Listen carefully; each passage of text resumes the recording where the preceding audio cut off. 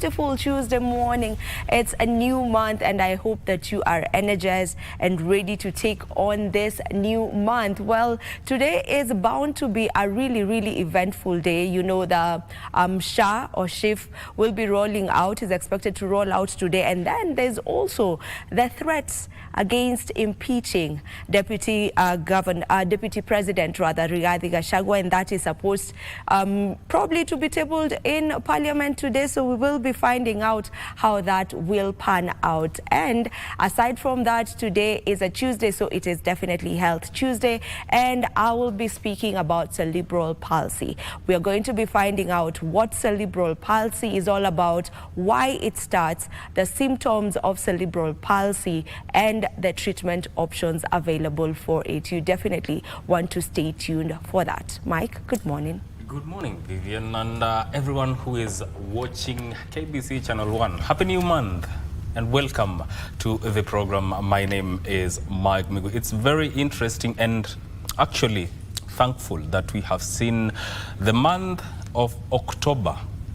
Since the year started, many things have happened, and the fact that you are here means that God has a plan with your life. Now, to start off today and this month, I'm going to quote Oprah Winfrey. She says, "Cheers to a new month and a chance for us to get it right." Cheers to the new month and another chance to get it right. So if you're trying something yesterday or the months past, keep at it. Maybe something will come out of it. Remember, you can be part of these of the conversations that will be happening here on Good Morning Kenya. You can speak to us through our social media platforms, that is at KBC Channel 1 on Twitter, on that is X, on Facebook, Instagram, and also our website, that is www.kbc.co.ke. You can be part of these conversations. Welcome to the program. Victor, what is your take or what do you see coming out of the tabling of this motion? Do you see a case where it will go through or it might not? Good question. Hard to predict. One, it's a legislative process that we all know. The charge sheet that has been tabled against the Deputy President is already out. Parliament will be receiving that at 2:30 today. And the question is, who is going to be the mover? I'll answer that question shortly. But if you look at the charge sheet, which is already out, abuse of office, violation of the Constitution, anti-fraud and money laundering, etc., etc., those are heavy cases. Now, it will only be determined by who is going to move that motion, all right, which is also a very big determinant here. Yeah. Who is going to be the mover and who is going to second that motion? Well, it's going to be tabled today. But when you look at the party lineup, the party affiliations, the party formations, the tribal inclinations, and the tribal blocking that usually takes place in our electoral cycle, it's going to play a very key role. That is one. So when you hear some members of parliament saying that there is a rush or there's a competition on who is going to table that motion, remember, it's going to be one in the history of this nation. Yes. Yeah. So whoever is going to move that motion must be ready to go into the books of records of this country. That will never be erased. You'll go into the Hansard 140, 50, 700 years from now, and you'll find that name permanently there. Yes. So the question is, whoever is going to move that motion, who is that person? Is that person going to come from Mount Kenya? Is that person going to come from the central region, from the western region, or eastern region, or coast region, or which part of the country? Now, this is my thinking.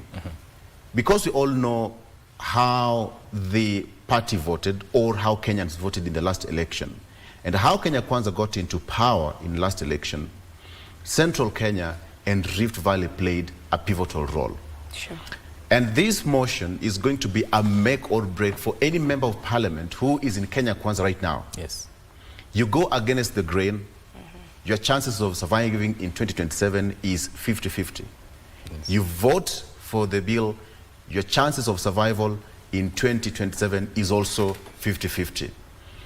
Kenyans are unforgiving, Lord, and we all know that Kenyans vote leaders out. They don't vote leaders in. Exactly.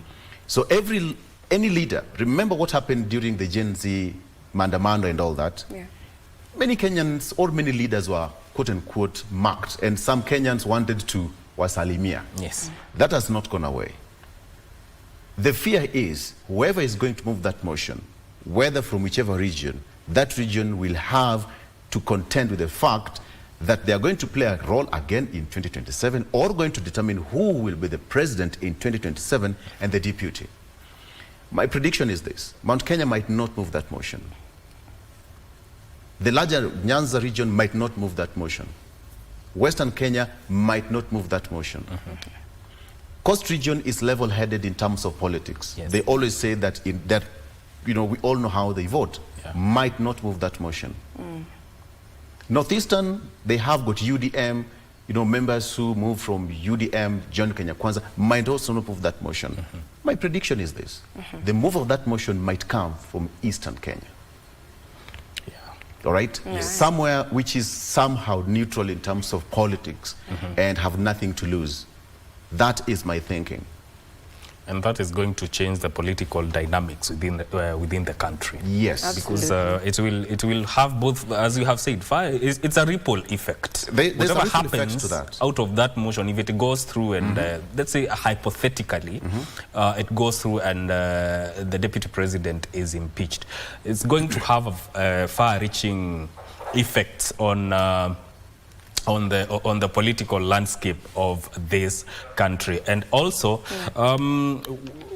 when you look at that hypothetical situation where the DP is impeached, now the question is, who is the next? Who would be the next possible candidate for that position? That is, Many that is going questions to are be very coming up from interesting. that. Yeah. And also remember that at least 300 MPs had already signed that petition to remove Deputy President from his seat. So, I mean, today is just that day where you would really want to stay glued on your screen so that we get to know how that pans out, you know, how that impeachment, if it will happen, it will be happening or not. Yeah. All right, so talk of impeachment and all that. Let me remind you, today is 1st of October, and on this day, it's International Coffee Day. International Coffee Day. Oh. I'm willing to take someone for coffee. Yesterday, by the way. What? I was gifted coffee. You were gifted coffee? Yeah, but by one of our guests right here on the show, I was gifted Mexican coffee. I'm yet to try it, though. Okay. I think today's the day. So you kept that coffee? Yeah, I kept it. I kept it. Yeah, it's a whole pack. So I'll try it today. Did you have to wait until today and then I mean, tell it's us? Coffee Day. It's okay. International Coffee Day. So today is the perfect day to. So why don't you invite us for that coffee? That's a good question, Mike. Where is the coffee? It's in my home. No. So you're invited. Actually, we can go have coffee. So today is International Coffee Day. I'm offering a cup of coffee. I said a cup, Yes. not cups. So if you're coming for that coffee, please, no +1, a cup. It's just a single cup. Chuminimba. Yes. Disclaimer. So it's International Coffee Day. It's International Music Day. Oh. Again, it's International World Vegetarian Day. Ooh. Yeah, what a job. Well. Did you just say that? My producer, director, Murume. To a jabba. What a job. Bird Appreciation Day. That is, do we appreciate birds? Do you? Birds. Bat. B-A-T? Yes, B-A-T. Oh. Bird Appreciation Day. I've never heard of that one, honestly. That is a first. How are we appreciating the bats? That's another question. How do you appreciate that thing? Yeah, how do we appreciate it? Have you ever met a bat at around 9 p.m., walking in the dark, and then all of a sudden, To with a bigger torch, then you see it dangling from some mango to somewhere, looking at you directly. In a way, it kind of looks scary. They're quite scary. Yeah, to look at, especially at night. Because you're looking at something that is dangling upside down. Yeah. So, yeah, we have it. Now, talk about history. It's going to be historic today. Yeah, we've never seen this such a day. It's uninteresting to live in this country. As journalists, we'll be writing again this thing, talking about it for the longest time to come. How about we take a look what's on the front page of local dailies? Vivian. All right. If I may begin with what is on the Daily Nation today, and the very first story that is right here, the headline story, is on Deputy President Rigathi Gachagua. And the paper says Gachagua on trial. Deputy President Rigathi Gachagua is today set to find out if MPs will make true their threat and table on the floor of the House a motion for his removal from office. Spirited attempts yesterday by the embattled DP and his allies to block the National Assembly from proceeding with the impeachment came a cropper after the court failed to issue stop orders. Now, the second in command's fate now lies with the House leadership and his boss, President William Ruto. So the Daily Nation has laid out that story on page 7. So you can check out page 7 of the Daily Nation, and just some facts that they have put down. Details from the National Assembly show that at least 300 MPs had signed the petition to remove the Deputy President from office by Thursday last week. And then at least a third of 349 MPs, which is 117, are required to sign the impeachment motion for it to be introduced on the floor by the Speaker. A two-thirds majority of the MPs in Parliament, that's around 233 in the National Assembly and 45 in the Senate, are required to approve the motion to impeach the Deputy President. So that story is on page 7, as I had mentioned earlier.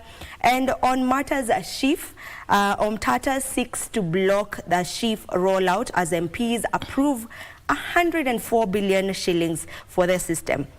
Now, Busia Senator Okia Omtata and 2 others have moved to court seeking to block the implementation of the Social Health Insurance Fund, that is SHIF, ahead of today's launch. Remember, SHIF is to be rolled out today. It will be launched today. But now Okia Omtata has taken that matter to court to try and block the rolling out of SHIF, and that story is on page 4 and page 5 of the Daily Nation. Still on the top page or front page of the Daily Nation, we have activist Morara arrested at city office. I am sure you had already gotten wind of that particular story because it was trending on social media yesterday evening after Morara was allegedly arrested at his offices. And that story has been laid out on page 6 of the Daily Nation, where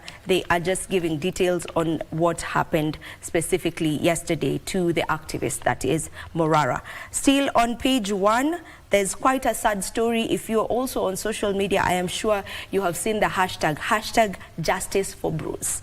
Now, Governor now summoned in gang rape probe. Mombasa Governor Abdul Swamad Nasir confirmed that he and his mother had been summoned by the police to record statement over the matter.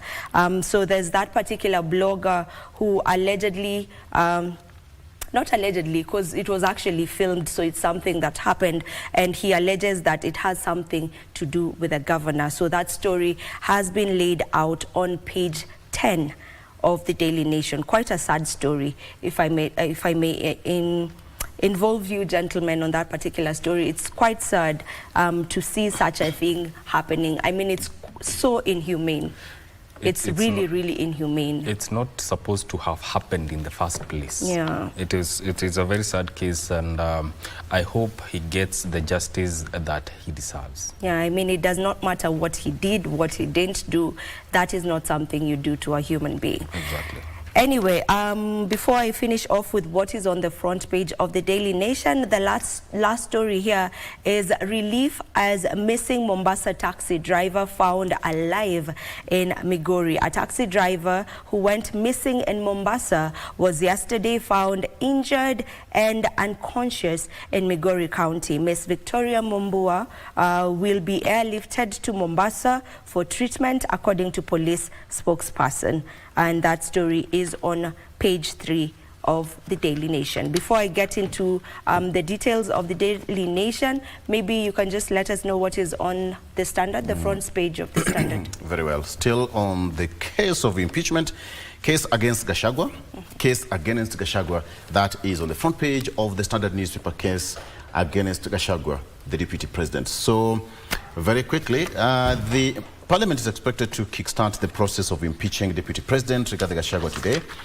And the courts 4 times yesterday turned down the DP's plea to stop move that is questioning his fitness to be the country's second in command. That is on the front page of the Standard newspaper still. Budget boss lays bare Treasury's secret Adani trip. That is budget boss Margaret Nyakango lays bare Treasury's secret Adani trip. You can take a look at that story on in the inner pages of the Standard. Battle of the deputies, the U.S. election. Quite something there. We are impeaching ours. Planning the case against impeachment of a deputy president, Deputy President Rigathi Gachagua, beg your pardon. And here in the U.S., miles away, there is that battle to pick the deputy who is going to deputize either Trump or Kamala Harris. You have 4 days to give tax opinions. And in sports, Regina, Ten Hag says that please give me one more chance. Ten Hag, give me one more chance. Okay, sawa, tumewachana na Manu. Okay, so issues raised in the motion. This is a bit of an explainer here, that the motion alleges he acquired property beyond his investment capabilities. That is sowing seeds of disunity, that he attacked public officials in a manner that borders on gross misconduct. There's also a number of companies here, 22 of them, that are associated with the deputy president and are also claimed to have been the conduits of illegally acquired money and used to buy properties across the country. Then there's another bit over here of hotels that he's also claimed to have bought in the last 1 year. That is Outspan Hotel in Nyeri, Housepan in Nyeri, Treetops Lodge situated in Nyeri. He's also said to have actually bought Olive Gardens Hotel in Nairobi and Vipingo Beach Resort in Kilifi. That is just some of the accusations. The whole story is actually on page 4 and page 5. White as snow, MPs say of Ndi farm in Shif saga. Today the country will witness a big shift in the health sector with the rollout of the Shif, even as MPs cleared air on claims plan is fraught in graft. Very interesting. Again, so some of the benefits that perhaps we are going to get in Shif is that there will be 11,200 shillings, hospital deliveries capped at 11,200 shillings for normal deliveries and 32,000 shillings for the cesarean section, and dialysis allocated 10,650 shillings per person. There's also going to be 1,000 shillings patients with mental health issues, including rehabilitation for substance-related addictive disorders, screening, management, and referral of behavioral disorders, affective disorders, and mental health education will be covered. 1,200.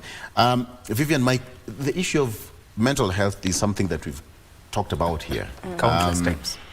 But precisely, Mike and Vivi, you've talked about the mental health, but 1,200 shillings, people are suffering from this issue. It is. I don't know, what do you think, what do you make of this, Mike? I think there's a lot that needs to be done. And actually, this is happening not only to adults, but also children in high schools and just schools, that is. And we have witnessed cases where students or people taking their own lives out of mental health. And I think there is a need to do more, especially if we are dealing with school children. Yes, there are psychologists assigned to them, but how often are those sessions done within those schools? Now, when it comes to adults, especially men, who do you talk to? How do you open up? Who do you open up to? And, you know, one of the things that men have grown with is that you have to be a man. It comes a time when seeking help is very important because your life matters, whatever that you are going through. I think it's good to seek help, and this is something that everybody needs to play a part in. I don't know, what is your take, Vivian, on this? Well, mental health, as Victor has mentioned, we've covered that topic right here on the show numerous times because I believe that it is something that should be talked about. It is no longer a topic of conversation that should be, you know, spoken on harsh tones. You know, it is something that should be spoken loudly about because it is happening. We get to bury so many people from suicide. We maybe don't talk about it, but it's happening within ourselves, within our communities, within our families. I'm sure you know of a case of someone who took their own life because of suicide, you know, and this suicide stemmed mainly from mental health. So mental health is something that should really be given front page on matters that are concerning health specifically, on matters health specifically. And you know, when it comes to depression, so many times we get to stigmatize that word depression. And that is what leads to people getting to a point where they get to a breaking point, or where they get to a point where they decide, well, I don't need to be in this life no more, and they get to commit suicide. It's simply because the word depression has not been given, you know, a place, you know, whereby when you come forth and say that I feel like I am depressed, you are listened to. So many a times it's stigmatized, and you are told, wewe ni kama anachizi. You know, they tend to think that you are just not okay, like you are not really okay in terms of your mental, and not just, they think you're psychotic. That's the word. And most times depression is not really one being psychotic. Depression is just a feeling of you feeling like you don't really need to exist, or you feeling like, you know, you are not seen. So if we give people a chance to get to speak about how they feel, where they are mentally, and then we'll be able to, I mean, try and just sort this issue of mental health. And might I add that I think there's a need to make people understand why it is important to create safe spaces for others to come and open up without getting judged, because that is one of the things that contribute to people bottling up things because they fear being judged. Sure.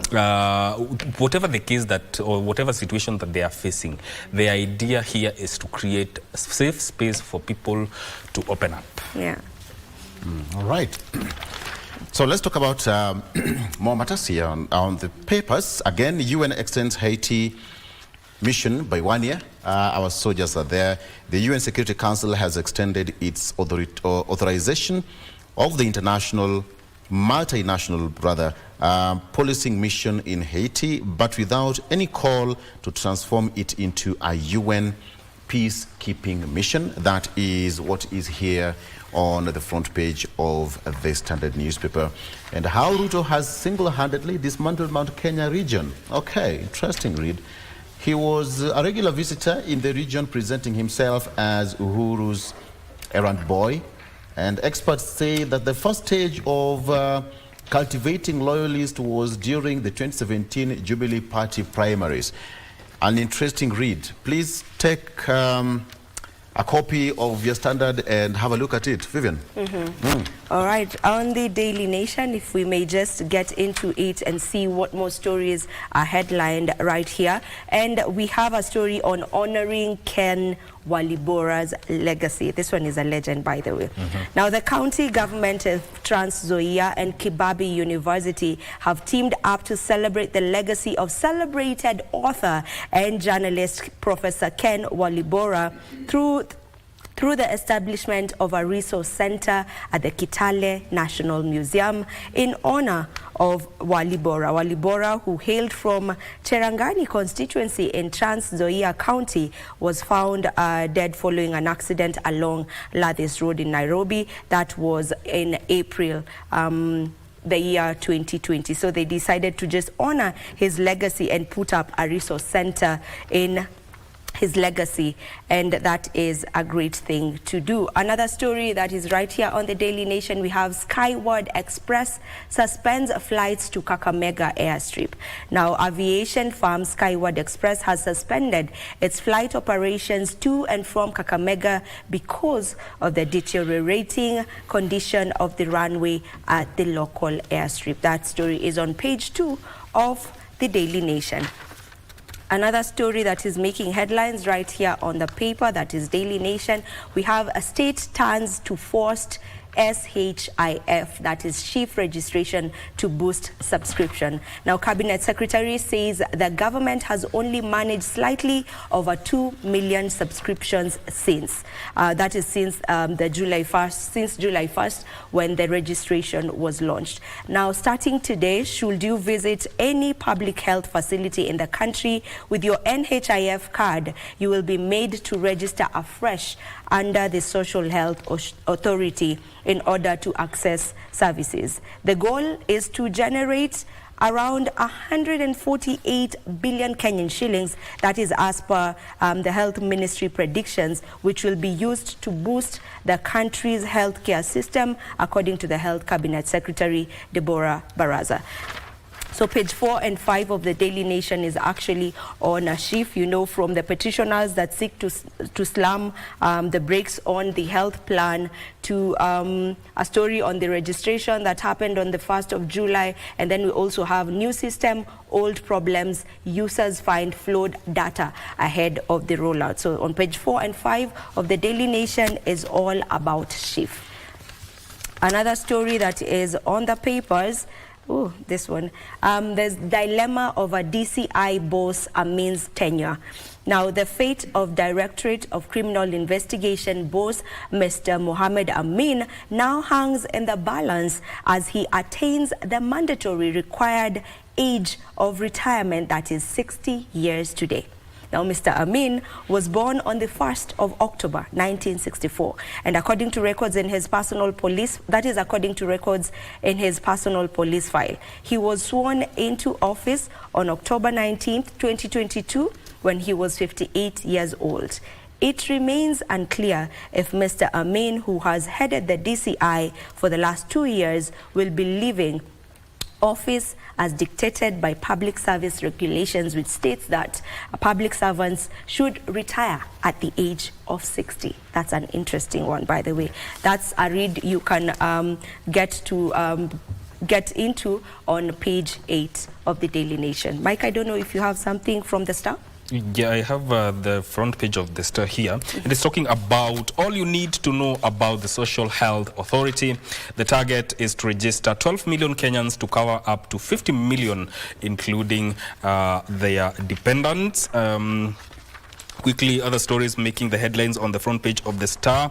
Gadongo exposes sorry state of county hospitals, and the Kenyans seeking treatment in some of the top county hospitals could be getting inferior services. A report by the Auditor General has shown. Another story making headlines on the front page of the Star is the relief for task seller as a life sentence is quashed. A convict serving a life sentence for wildlife trafficking has been set free on a technicality. You can read that story on page 3 of the Star. And finally, a sheikh who stood up to Rogo Mungiki dies at 80. You will read that story on page 16 of the Star newspaper. Victor? All right, finally, how about we take a look very quickly? That is impeachment D-Day. MPs prepare damning grounds to kick out DP. Take a look at that story. High Court declines to stop DP Gachagua impeachment plan. That was also quashed yesterday by the High Court. Petitioners argue that the intended ouster of the Deputy President would violate the Constitution, etc., etc. Let's continue. House Committee clears Safaricom Consortium in SHA rollout. Again, take a look at that story. Stakeholders say that Kenyans are not ready to transition to SHIF. Again, on the page 7 of the Standard newspaper. Finally here, Control of Budget exposes secret treasury visit to Adani, and that is in the inner page. Let me talk about Arsenal before we go. Arsenal's set piece guru ready to prey on PSG's weak point. That is it. And on Manchester United, Ten Hag, please give me one more time to turn around Manchester United. Ten Hag talking about giving one more time. I mean, 12 Foucault. I know you want me to comment about that, and I won't give you that honor. I won't honor that. No, I'm still stressed. I was looking forward to from the match that we lost, so I'm not going to talk about that. No. You are safe wherever you are. 12th position is fine. Okay, so let's take a break. But how about you take a look at the weather, whether it is hot at Manchester United or not. We'll be right back. Stay with us.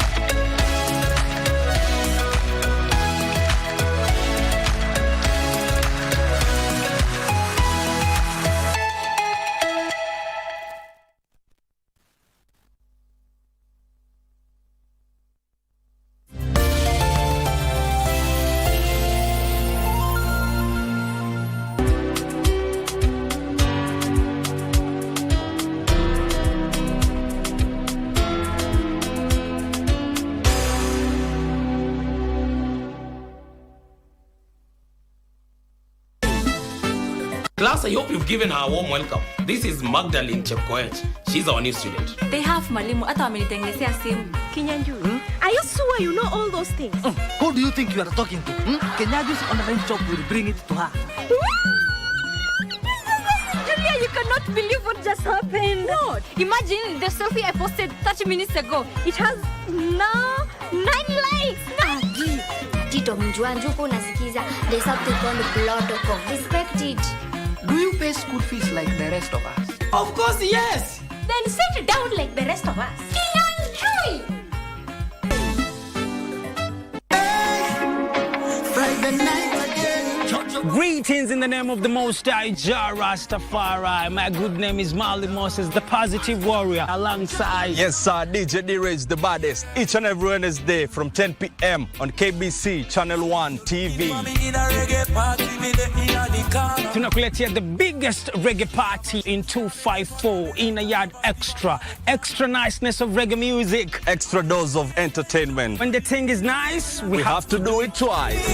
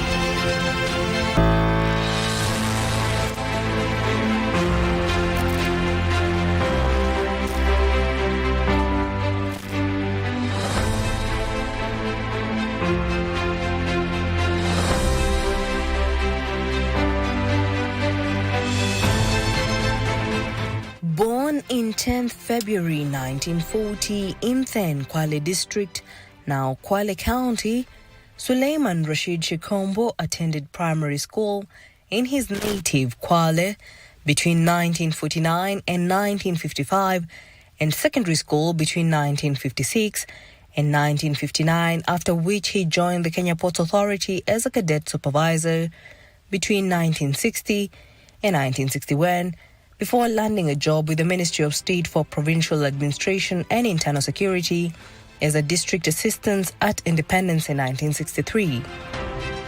After serving for a decade, 1 year as a cadet supervisor 1960 to 1961, and 9 as a district assistant from 1963 to 1972, he was promoted to the post of district officer in 1973.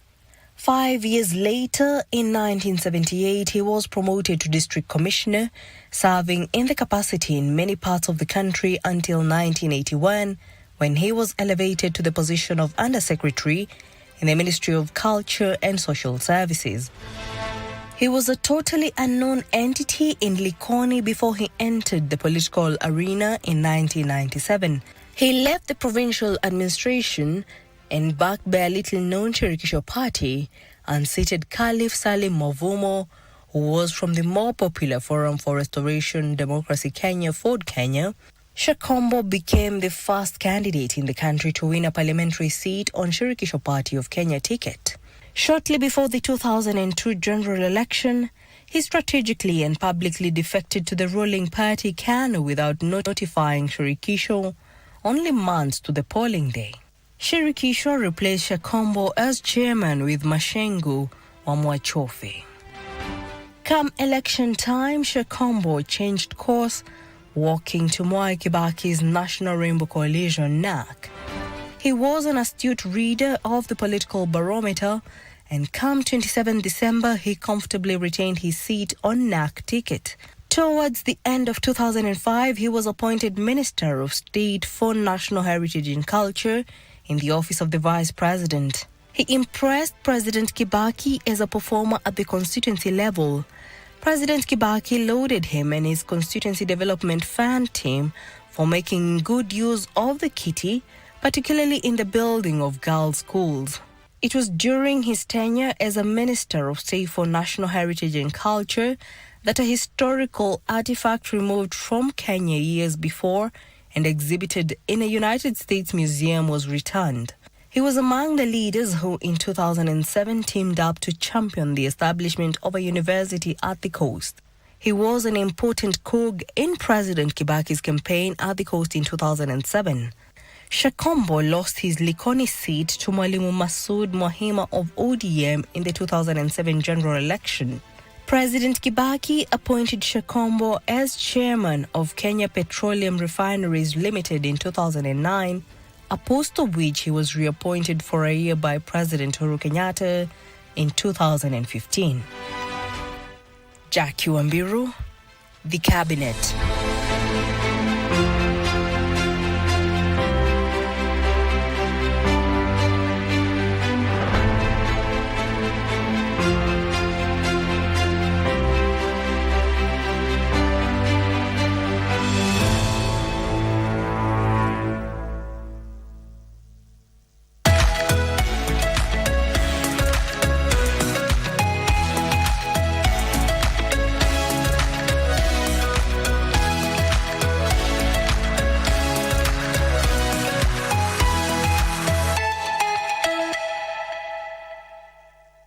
Welcome back. This is Good Morning Kenya. My name is Vivian Dagwa, and today being a Tuesday, as I had mentioned earlier, it is Health Tuesday. It is a day where we get into matters health, and our topic of conversation today on our health segment is cerebral palsy. And I am joined by several people in studio today who are going to be helping us just get into understanding cerebral palsy. And joining us, beginning from my far end, let me begin with the far end. We have Dr. Wallace Kipleting, and Dr. Wallace is the General Practitioner, Nairobi County. He is a General Practitioner in Nairobi County. We also have Lucy Mbare, who's in the middle. Lucy Mbare is a parent of someone who is suffering from cerebral palsy. And then we also have Esther Maguta. Esther Maguta is a business lady and the board member, Cerebral Palsy of Kenya. So we're about to have a conversation on cerebral palsy and get deep into it. Now, if I may just begin by asking the doctor to let us know what exactly cerebral palsy is. Thank you so much. Cerebral palsy is a terminology or a broad term, an umbrella term used to define conditions that affect movement and coordination in the body. Mm-hmm. It's usually caused by an injury or an insult to a young developing brain. It could be before birth, during birth, or immediately after birth. And this injury is usually a non-progressive or a non-progressive injury that causes these symptoms, difficulties in coordination and movement in the body. Mm-hmm. Yes. Mm-hmm. So that's just the brief definition of cerebral palsy. Of cerebral palsy, yes. And what causes it. And what causes really. it. Mm-hmm. So what maybe are the you've mentioned the medical term of what causes it. Yes. Is there any other way that you can explain how cerebral palsy occurs? Okay. Yes. In a simple way, cerebral palsy, it's a condition or it's an umbrella term. It's just a collection of difficulties in movement. If you see someone, the muscles are very rigid, that their joints cannot move as good as other people, or others even have impairment in speech or other body functions like basic senses like hearing, the cognition. Yes. All right. Yeah. Okay, to Lucy, you are a parent to, do we call them victims? People living cerebral People palsy. living with cerebral palsy. I'm sorry about that. So you're a parent to someone who lives with cerebral palsy. If you can just tell us a bit about your child, how old they are when you realize that they have cerebral palsy. Thank you. I am a mother of a boy. Mm-hmm. And this condition I came to know much later, because during my pregnancy, I was okay throughout until now when I went into labor. That's the time when the complications started, because I started blood pressure, and then I was taken to theater, of which actually after the operation, I was told that the child didn't cry, and after that, we went home, stayed with the kid, not knowing that very moment when I was told it never, the child didn't cry, got the brain damage. Then we stayed.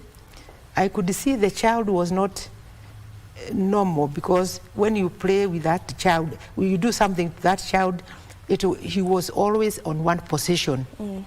No turning, no kicking, no what. Then much later, that is the time when now the doctors said, after attending the clinic, they said this child has got a problem, and this problem is called cerebral palsy, which actually, it is something strange, a strange name or a strange disease, but they eventually, for my understanding, I was told ni ulemavu wa upungufu wa akili. This condition which would make the child not move any movement. The position, when you put him on the bed, anakaa tu hivyo. So how far later was that? How old was the child by then? It was after 6 months. Okay. That's the time when I realized that my son had a condition. Okay. Yes. Yeah. All right. We'll get into the symptoms, and the doctor will highlight that for us. But before we do that, maybe to you, Esther, you are the board member, Cerebral Palsy of Kenya. Tell us a bit about Cerebral Palsy of Kenya. Cerebral Palsy Society of Kenya is a society. Our core objective as a society is advocacy, where we advocate for these parents and children. Like when it comes to bursaries, we try and get bursaries for them, because most of the time when we are given bursaries, they ask for a report form. We don't have report forms for our children. And we also, like any other children, we try and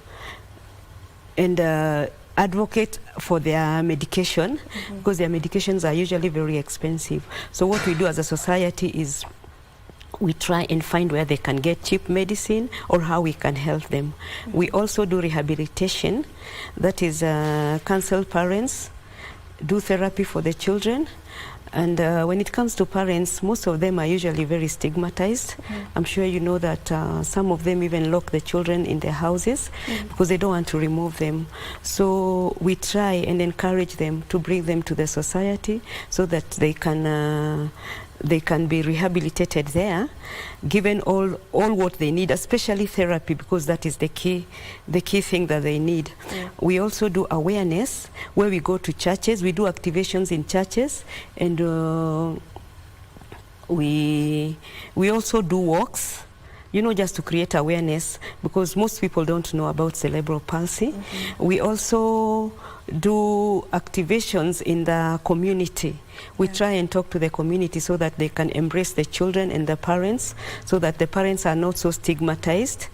And we also, for the awareness, we also resource for mobilization, because we need to find we need to assist the parents get assistive devices like wheelchairs, which are usually very expensive. We help them, and especially we work with the government, the government helps us so much, because sometimes they facilitate these things like for mobility, the wheelchairs. because most of our children cannot walk, so they are usually confined on wheelchairs. Okay. Yeah. All right. Back to you, Dr. Wallace. You know, when Lucy was telling us about how she got to know about the son's, you know, diagnosis rather of cerebral palsy, she mentioned that when he was born at first, the child didn't cry. But that wasn't alarming really for her. Later on is when she found out that the kid is actually has cerebral palsy 6 months later. So probably if you can just take us through some of the symptoms from beginning. You said it can happen from pregnancy. So if you can just take us through the symptoms, how can someone know that probably their child might be having cerebral palsy? Thank you so much. People or children born with or living with cerebral palsy, the best way or the easiest way to know that the child could be having this condition is looking at the developmental milestones. So developmental milestones are the various stages of development in a child. For instance, at 6 weeks, we expect a child to have a social smile. At some point, they're supposed to crawl, to stand with support, and then without support, or to start uttering a few words, like 2-syllable words or 3-syllable words. So if it reaches a point whereby you notice that a child is not doing what other children are doing at that age, then there's a high possibility that a child could develop cerebral palsy. If I may just interject a bit still on that, you know, they say that every child grows at their own pace. Yes. So sometimes comparing the milestones of one child to the next is not really advised. So when exactly should it be alarming? You know, they say that some girls tend to mature faster, they grow faster than boys. So a 2-year-old, maybe a 2-year-old girl and a 2-year-old boy, if you look at their milestones, sometimes they are a bit apart. So when is it really alarming for a parent? Okay, usually it's true. The milestones may vary from one child to the other, depending on the genetics, the sex, and various aspects of their environment. But there's usually a specific time past which we expect the child to be, the growth to be in keeping with the rest of his or her age mates. So normally, if we expect a child to, by 6 months, the child should be sitting without support.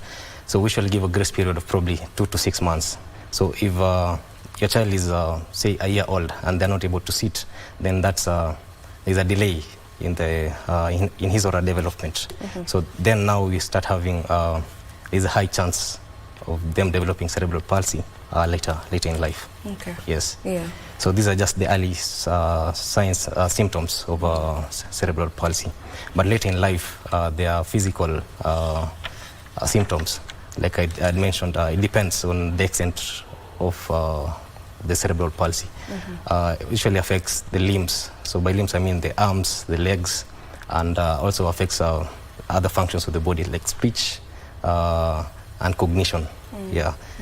So you might find a child, maybe the hands are stiff. Yes.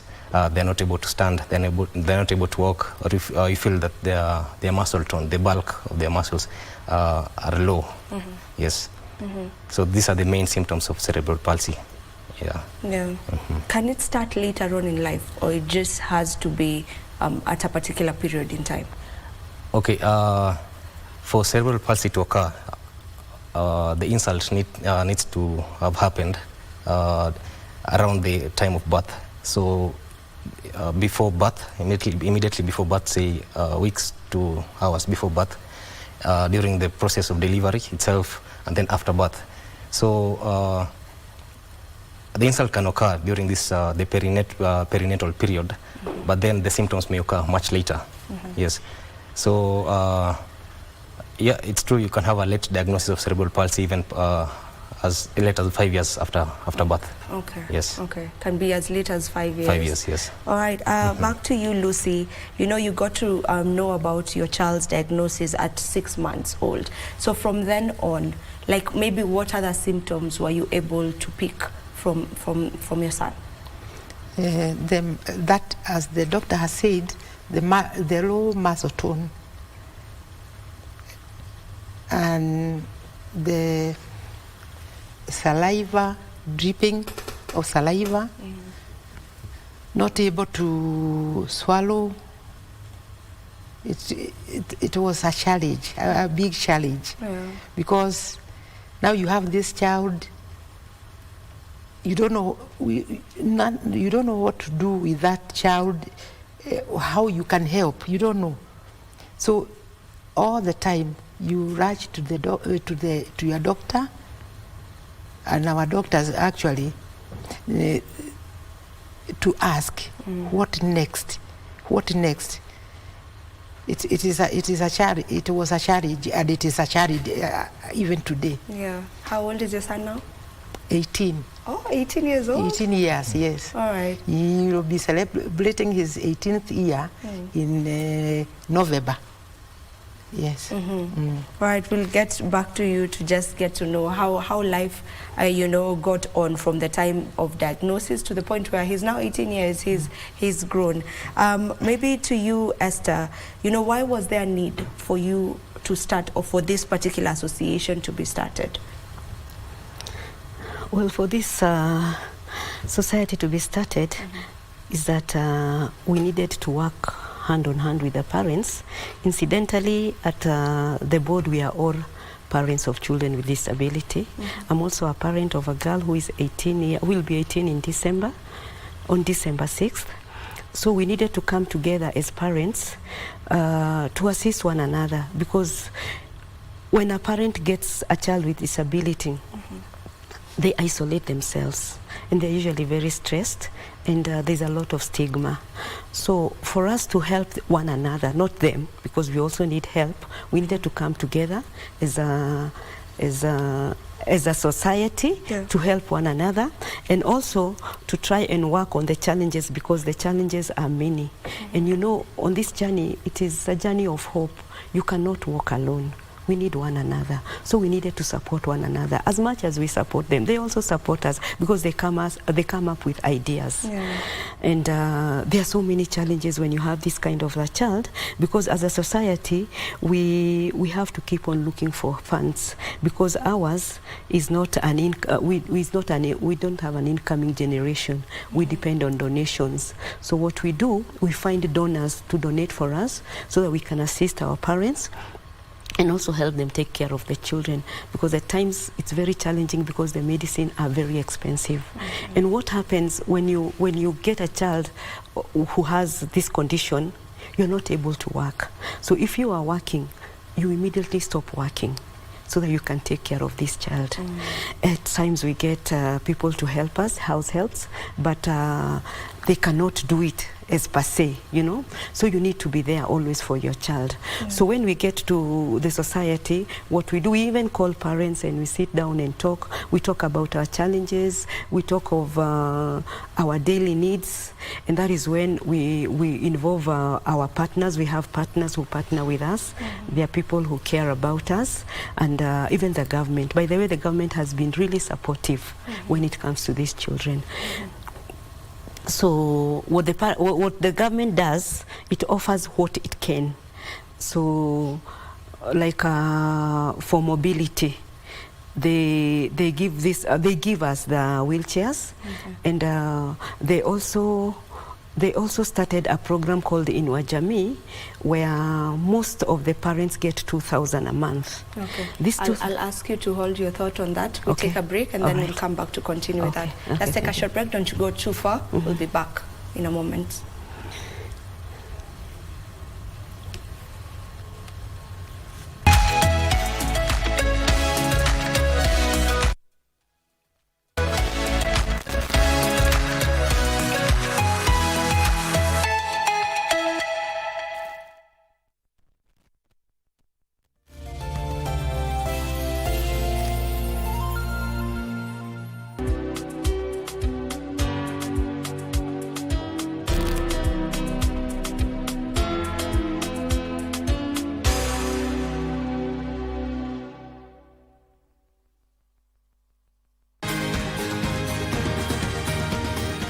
Thank you for joining us on Healthy Living. Stay connected to Voice of America at voanews.com. a look at your kidneys and how they impact your health. And an expert discusses chronic kidney disease and how to protect yourself. And Ivorian psychologist Noor Bakayoko shares some insights on bullying and what can be done. It's important to avoid major events or major health crises. How do you know if your cough is due to a serious condition? We'll have some answers. Stay well and strive to make every day a healthy day.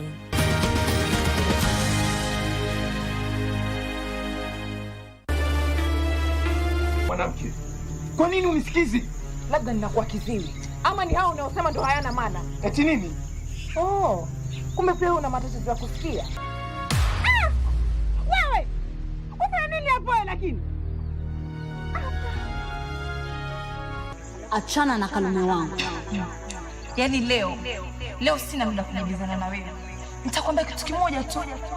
Mwanamke hapigani mume, hupiganiwa yeye. صلي على المصطفى حبيبنا محمد عليه السلام. Uongozi ambao tunapata miongoni mwetu, kuna watu ambao wamepewa ni neema, vile vile pia ni mtihani na ni fitna. Hakuna haja kwenu nyenye mnitii mimi hata kama mimi ni kiongozi. Kwa utamtii kiongozi na kumheshimu kiongozi maadamu yeye anamuogopa Allah. Wanaume na wahusia, sikizeni kwa makini, mkeo muthamini, simfanyie udhi.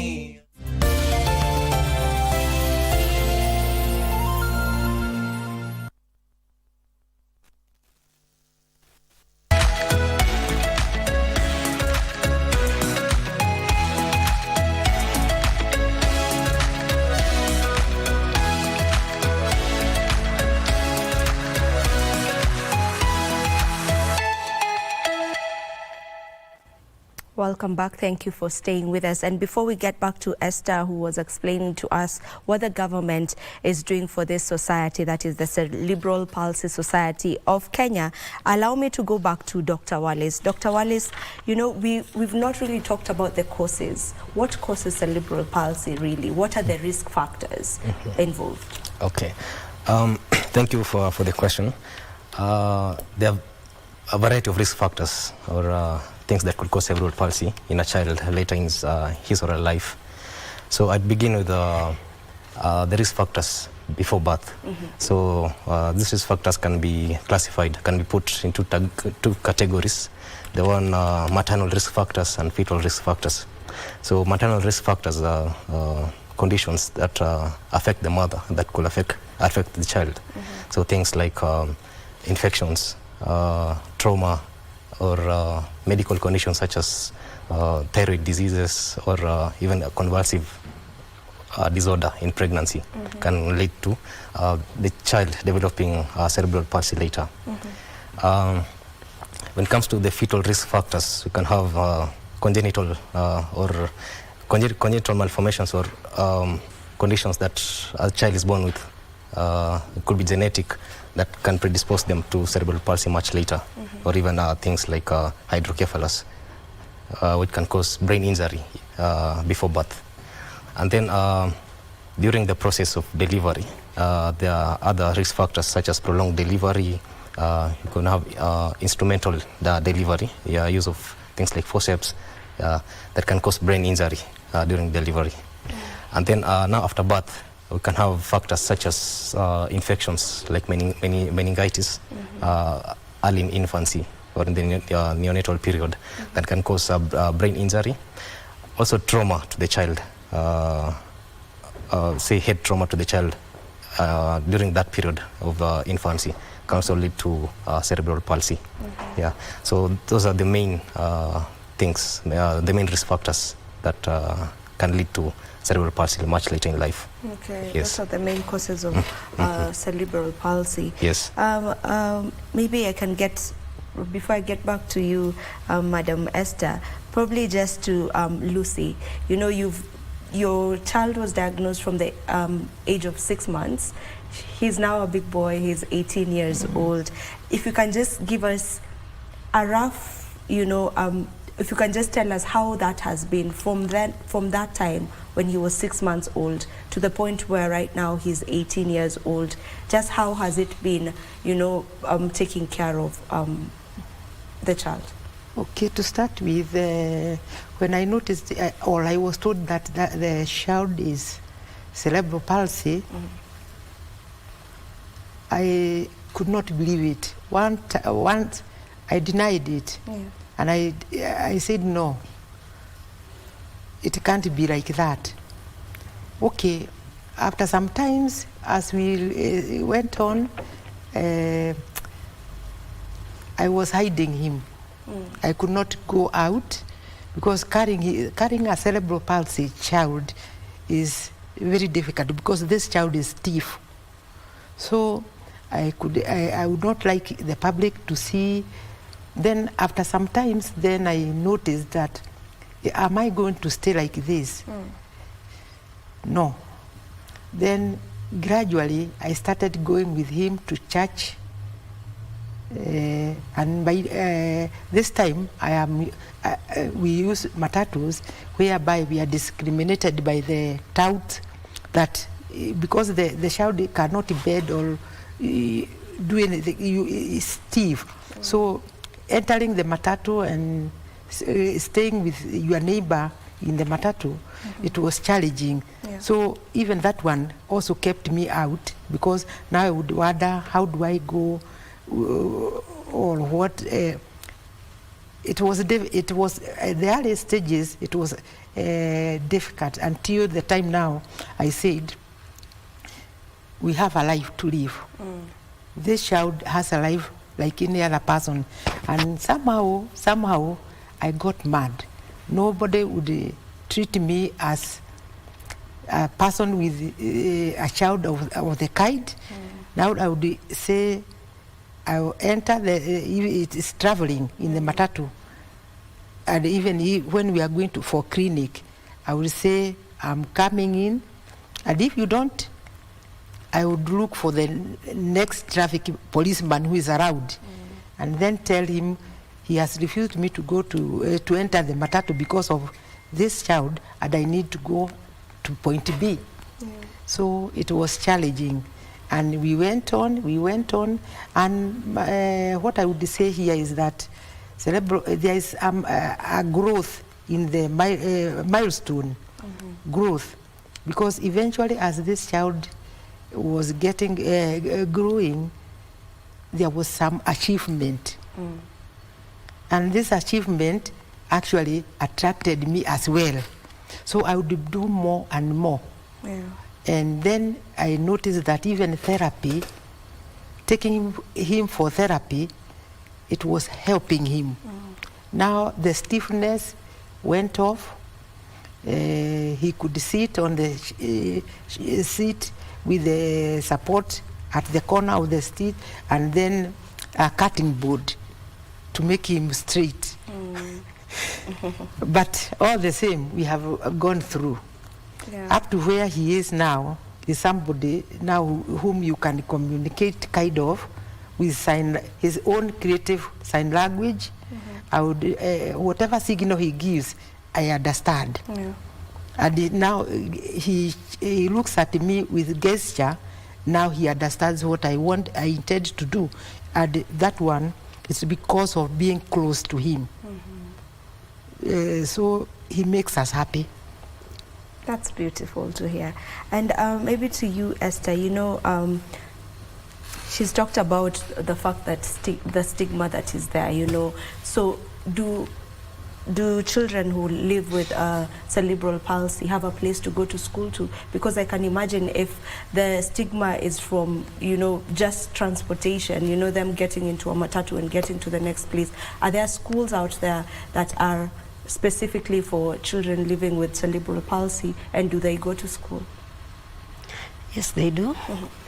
We also have one at our place at CPSK. It is a daycare where we have a special teacher. They are taught, because these children understand. They understand everything, and their sight is okay. their brains are okay, they work. So they understand everything. We have special schools, but for the severe cases, we just need to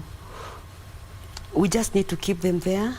The special teacher works on them, like she will teach them what they understand, because they are all different. And we believe therapy begins in the house. Like when the child is being prepared to go to school, that is already therapy. When you carry your child to the van, because we have 2 vans which operate, that is also therapy when you're taking her to the van. And then when she enters the van and the van starts moving, you know, she'll see the trees moving and cars moving, you know. She believes that everything is moving. That is also therapy. And then when she gets to CPSK, when she sees the others, that is also therapy. And then the last therapy is when it's done physically by the therapists. And then even staying there with the other children, interacting with them, it's also therapy for them. Yeah, and it helps them. Yeah. So there's that school that you have as a society. Are there other schools? Do we have enough schools for persons? No, living we with don't cerebral have. We palsy? don't have enough schools, because you see, like these children, when they are toileting, they need a special toilet. So most of the government schools have a special unit, but okay, it helps some children who are not severe. But for the severe schools, been able to tie them with belts, or we put them on wheelchairs, but we have special seats for them there. So most of the time, even when we are going for functions with our children, we always carry mattresses, because they are not able to sit for a long time. Yeah. So there's definitely need for the stakeholders involved to ensure that at least they're putting up more schools for children living with cerebral palsy, because as you say, they understand, they can learn, you know. All right, so back to you, Doc. Maybe how does it affect the coordination? You know, how does cerebral palsy affect the coordination of these children? She said that they understand, yes, they can be taught. So if you can just get us into that. For someone, maybe for a parent who's watching us and they feel like, okay, this child doesn't really know to go to school, because, you know, they see them as someone who wouldn't really get to learn. So if you can just tell us more about that. Okay, thank you for that's a very important question. So I'll begin by saying most people, or most children living with cerebral palsy, their cognition or their intellect is not really impaired. Most of them their mental capacity is just as normal as the other people, only that they cannot express their intellect. So like she stated, some children have difficulty swallowing, in movement. They can't do what normal people, or what people who don't have cerebral palsy can do. So their muscles cannot coordinate. For instance, a normal person, when you chew food, the brain sends a signal to your food pipe or esophagus that it's supposed to swallow, but now their muscles cannot really coordinate properly. So you feel, most of them get choked, or they need a lot of assistance when doing these activities, like eating, going to the toilet, because all that is just muscle coordination. Yes. So I'd like to tell parents of children living with cerebral palsy that there's nothing really wrong with your child. It's not a disease, it's a condition. And when they are taught well, or in a special way, they'll just have normal functions as the rest of their counterparts in school or at home. Yes. Right. Yeah. Are there different types of cerebral palsy? Yes, there are different types of cerebral palsy, depending on the nature of the insult, like I mentioned earlier. So it also depends on the limb, or the limbs that are affected. It could be half of the body that's affected, only the legs, only the arms. Yes. Yeah, so now depending on the nature of the insult, if the insult is in the higher part of the brain, we call it the cortex, we call it the spastic cerebral palsy. So this is a type of cerebral palsy that you find people living with it, their muscles are rigid. Yeah. So they cannot, they're not flexible. Their joints are not flexible like their counterparts. And then when it affects a place of the brain we call the cerebellum, we get what you call the athetoid or dyskinetic cerebral palsy. It affects balance, so they cannot sit upright without support. They cannot stand. Yeah, so those two are the main types of the cerebral palsy. But you can have a mixed picture. You can have both the spastic and the dyskinetic one occurring at the same time. And then now, depending on the part of the body that's affected, you can have hemiplegic or diplegic. Yes, it can affect the left or the right part of the body. It can affect the upper arms, the upper limbs, or the lower limbs. Yeah, or it can affect both limbs, both the upper and lower limbs. Yes, so there are very many types of cerebral palsy. Okay. Yes. All right, Lucy. Your child goes to school. He's been going to school. Yes, CPSK. It is very advantageous to us because when we take this, I take him there. I'm able now to move and look for their food.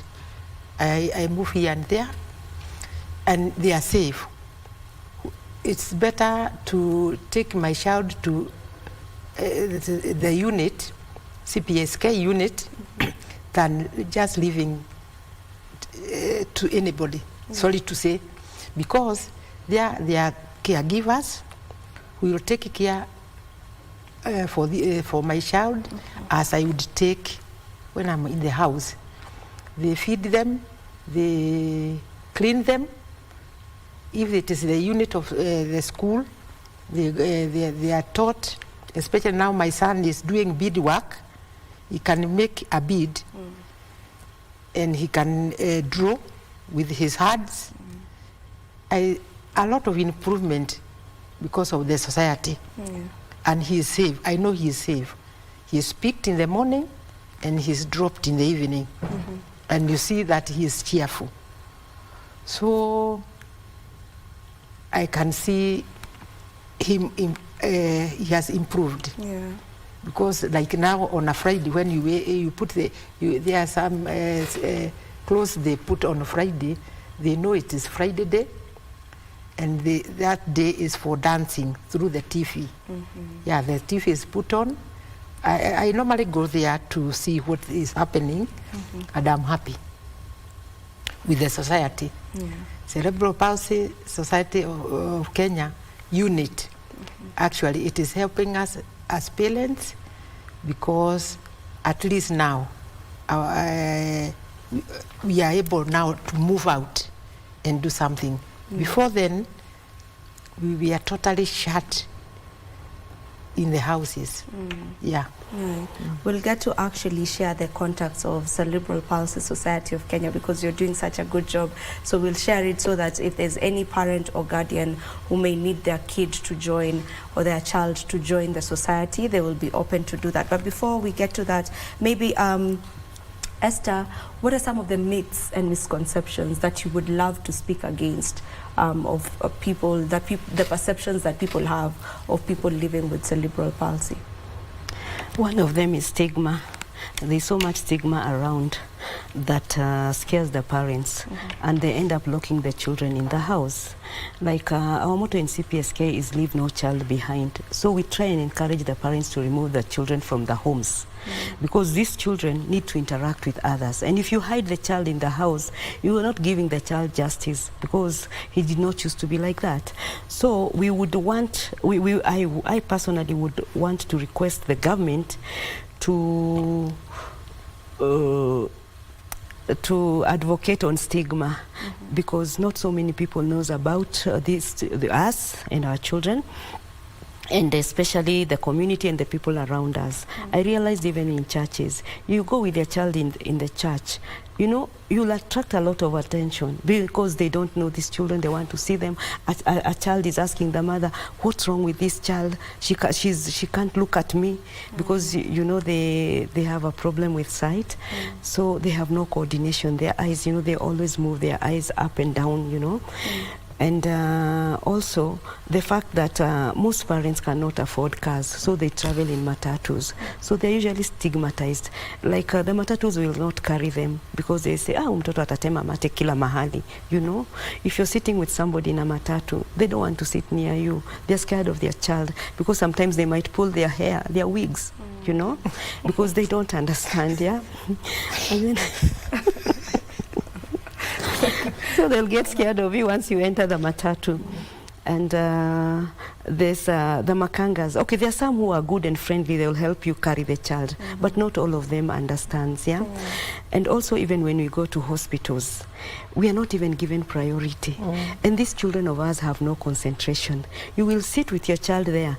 Within 10 minutes, she loses concentration and she's all over. Or she's screaming, you know? Even in banks, when we go to banks, we are not treated the way we are supposed to be treated. People need to understand that we have special children, and as much as we have special children, we are also special parents. We are also special parents. So they need to handle us with care, you know, and even help us when they can. Because sometimes if you see my child running, okay, there are some who run, there are some who crawl. You're supposed to help me handle this child, not just start complaining that this child is all over, this child is a nuisance. This child does not understand, and sometimes the mother is stressed. They will not even be able to handle the child. Yeah, but there are so many challenges that we need to discuss as a country. Yeah. Maybe to you, Doc, you know, for the parents who get to hide their children, they don't let them out. Does this cause any effects, really? Because I'm imagining a child who's always locked in the house, maybe causing more harm, you know? Yeah, that's actually a very important point. Because you see, like they've mentioned, cerebral palsy causes a lot of stigma, and some parents tend to hide them. And you see, a child who has been hidden from the rest of the world, they're usually not well taken care of. They usually lie in bed throughout, because you see, they can't stand themselves, they can't sit, they can't walk around.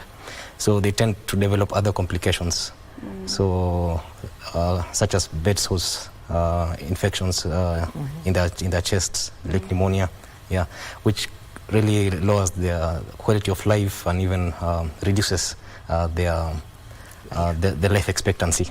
Yeah, so it's really not a good thing to hide people with cerebral palsy from the rest of the society. Don't hide your child. There are societies that are ready to embrace you with your child just as they are. So instead of causing more harm to the child by keeping him locked in the house, just let him be out there, him or her be out there, because there are parents who are just like you, and maybe if you join such an association or society, then you will get to feel better, because you'll meet people who are like-minded and go through the same thing, and you can be able to support each other. Maybe back to you, Doc. What are the treatment options available? Okay, it's important to note that there's no really definitive treatment for cerebral palsy. Once an insult or an injury to the brain has happened, there's nothing really much that can be done. So what usually happens is that people living with cerebral palsy are usually taken to various forms of therapy, like speech therapy, occupational therapy, and physical therapy, which will help them adapt to various life situations, or give them ways in which they can interact with the environment. Yeah. So, for instance, speech therapy, as we've noted, people with CP tend to have difficulties in speech, be it receptive or expressive speech. So when they're taken to speech therapy, they're able to communicate. Some even communicate using sign language, which helps them to adapt or communicate well with other people. Yeah. So there's no medication that can be used to cure cerebral palsy. Only that we tend to take them through the various therapies and treat other conditions that come in as a result. For instance, if someone has a convulsive disorder or an epilepsy as a result of cerebral palsy, we give them medications to treat now the epilepsy, yes, but not the cerebral palsy itself. Yeah. All right. Maybe to you, Lucy, if you're okay with taking us through some of the treatment options that you've had to go through. Okay, the most treatment for cerebral palsy child is therapy. Because through therapy, the body becomes flexible. And even this child accept if he sees or does something, he accepts that something, and he becomes active. And that being active, you heal the chest. There's no congestion in the chest, so that pneumonia kind of, no. And again, feeding. There are some types of food we are told not to give, especially wheat. Anything that is done with wheat, salt, sugar, we try to avoid. But more or less because we cannot afford the actual food that you are supposed, we give what you can afford. And also taking this child out to see, maybe like going for Sunday service, like going where there are people who are playing, and watching all this, the child becomes excited, and then I think that way the brain actually becomes a bit active. What I would like to tell the parents with such children, accept that it happened. Bring out that child, even if it is outside your door. Let this child see the chicken run, the dog run, or people passing by. That one, it leaves this child thinking. Even if the child is not, because most of them, they don't speak, they are speechless, they are inside themselves, they have seen something, and then you give them that motivation of thinking inside themselves. We don't know what they are thinking, but they think. And I think that is mostly therapy is the vital thing for a cerebral palsy. Somebody, however big this person is going, because like now my child is 18 and he goes for therapy. Almost, especially in the unit, he goes every day. And that way, I see him, he's not dull. So I would the parents of the kid, please, let's take the children out. Let's get the advice. And also, may I ask the government to mobilize the assistant chiefs and the chiefs to go indoors in their villages, because that's where the children are hidden. That is where these children are chained. Some of them are even kept under the bed with the mosquito net covering. Even if you go, you won't see. Apart from the children, the other children, they notice, and then they come, they tell you as a mother that kwa nyumba fulani, there is a child who is under the bed. It is very sad. Get out your children, learn to know where you can get the help. Especially we as a family in the CPSK, we like everybody there, we are equal. Whether your child is dripping, whether your child is making noise, we don't care. We bring that child to be, we are one family, and we uplift one another with ideas and with thoughts and comfort, because we are all depressed, we are stressed, so you cannot say yours is more than the other, but when we meet there, we are together. Okay. As we wind up, maybe Esther, could you kindly talk about the importance of that support system, and not just for the child living with cerebral palsy, but mainly for the caregivers, because sometimes we tend to forget the caregivers and they do a lot of work. You said you wouldn't even be able to go to work because it's a full-time job. So what's the importance of that support system to the caregiver? Ours at CPSK is to ease the burden for parents. So we try and engage them in many things. First of all, when we keep their children there, we give them time to go and work. And so that they also socialize with the other people, so that they are not stressed. And also, as I was talking, I was saying about the government. They introduced the Inua Jamii, where they give each parent 2,000. We introduced most of our parents to that program. We registered them so that they can have something to look up to, especially when they think about diapers, because they are so expensive and they need to buy them. It is when you have a child with CP, you'd rather have the diaper than the food, you know, for decency. So we introduce them in those programs. And also I want to thank the government, because they also introduced the supply chain and involved us when they started the AGPO. AGPO means Access to Government Procurement Office. They gave us 30%. So they send their people from Treasury to our society to educate the parents that they can also supply as much as they are taking care of their children, and they have 30% for the persons living with disability. So when we talk to them, what we tell them is that the first thing is to accept. When you have a child with CP, accept the child is yours, embrace the child, love the child, because these children only understand the language of love.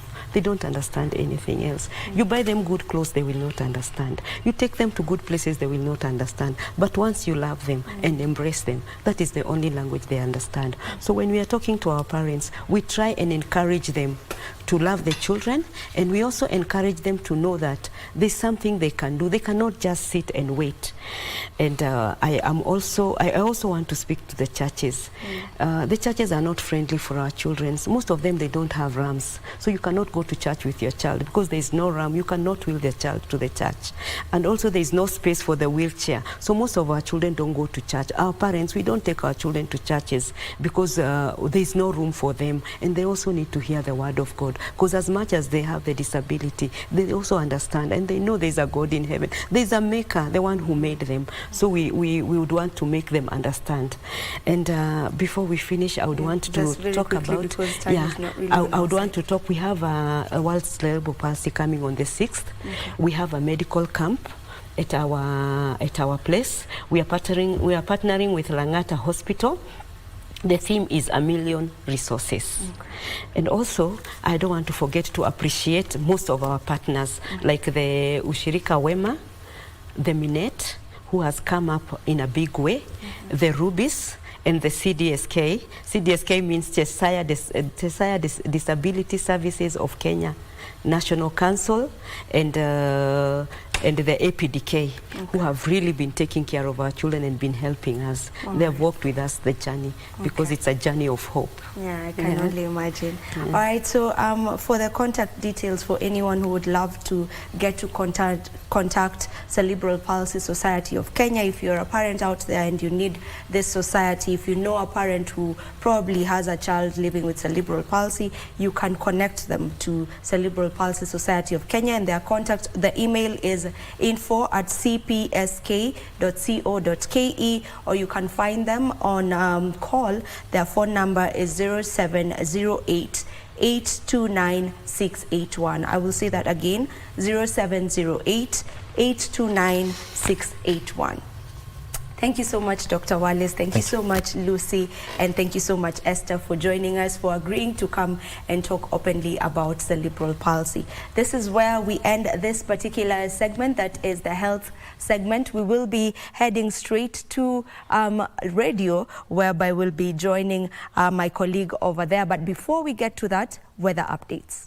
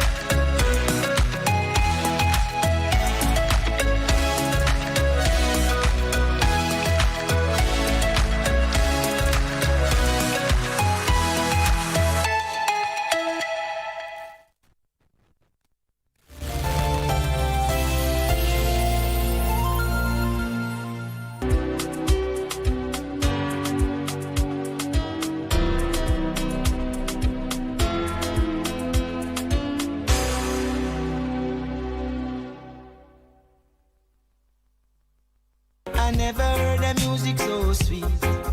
I repeat. Wagwan, me brethren, big things are going. Remember, each and every Monday we have to shell down the place with nothing but the best of smooth way the vibes in your favorite station. You know these things, man. Alafu kila Tuesday, kata simu tupo side, giving you Kenyan music from the 254. And of course, you can spice up your Wednesday by enjoying blazing hot hip-hop and R&B jams. We don't got no label. She say she want bottles. Vibes and vibes as we go all across Africa, Kenya, Nigeria, Ghana, all the way to Tanzania to give you nothing but the best on Afro Thursday. Make sure you make a date with us each and every single Friday with me, DJ_Liza Diva, DJ Cole Jack, and me, Wanjiko. This is Club One Extra. Unanifanya nisikie kunyongwa. Hatija ai, money especially ukisonga. Class, I hope you've given her a warm welcome. This is Magdalene Chepkoech. She's our new student. They have mwalimu hata wamenitengenezea simu. Kinyanjui. Are you sure you know all those things? Who do you think you are talking to? Kenyaju's online shop will bring it to her. Julia, you cannot believe what just happened. What? Imagine the selfie I posted 30 minutes ago. It has now 9 likes. Tito Mjwanjuku unasikiza, there's something called protocol. Respect it. Do you pay school fees like the rest of us? Of course, yes. Then sit down like the rest of us. Kinyanjui.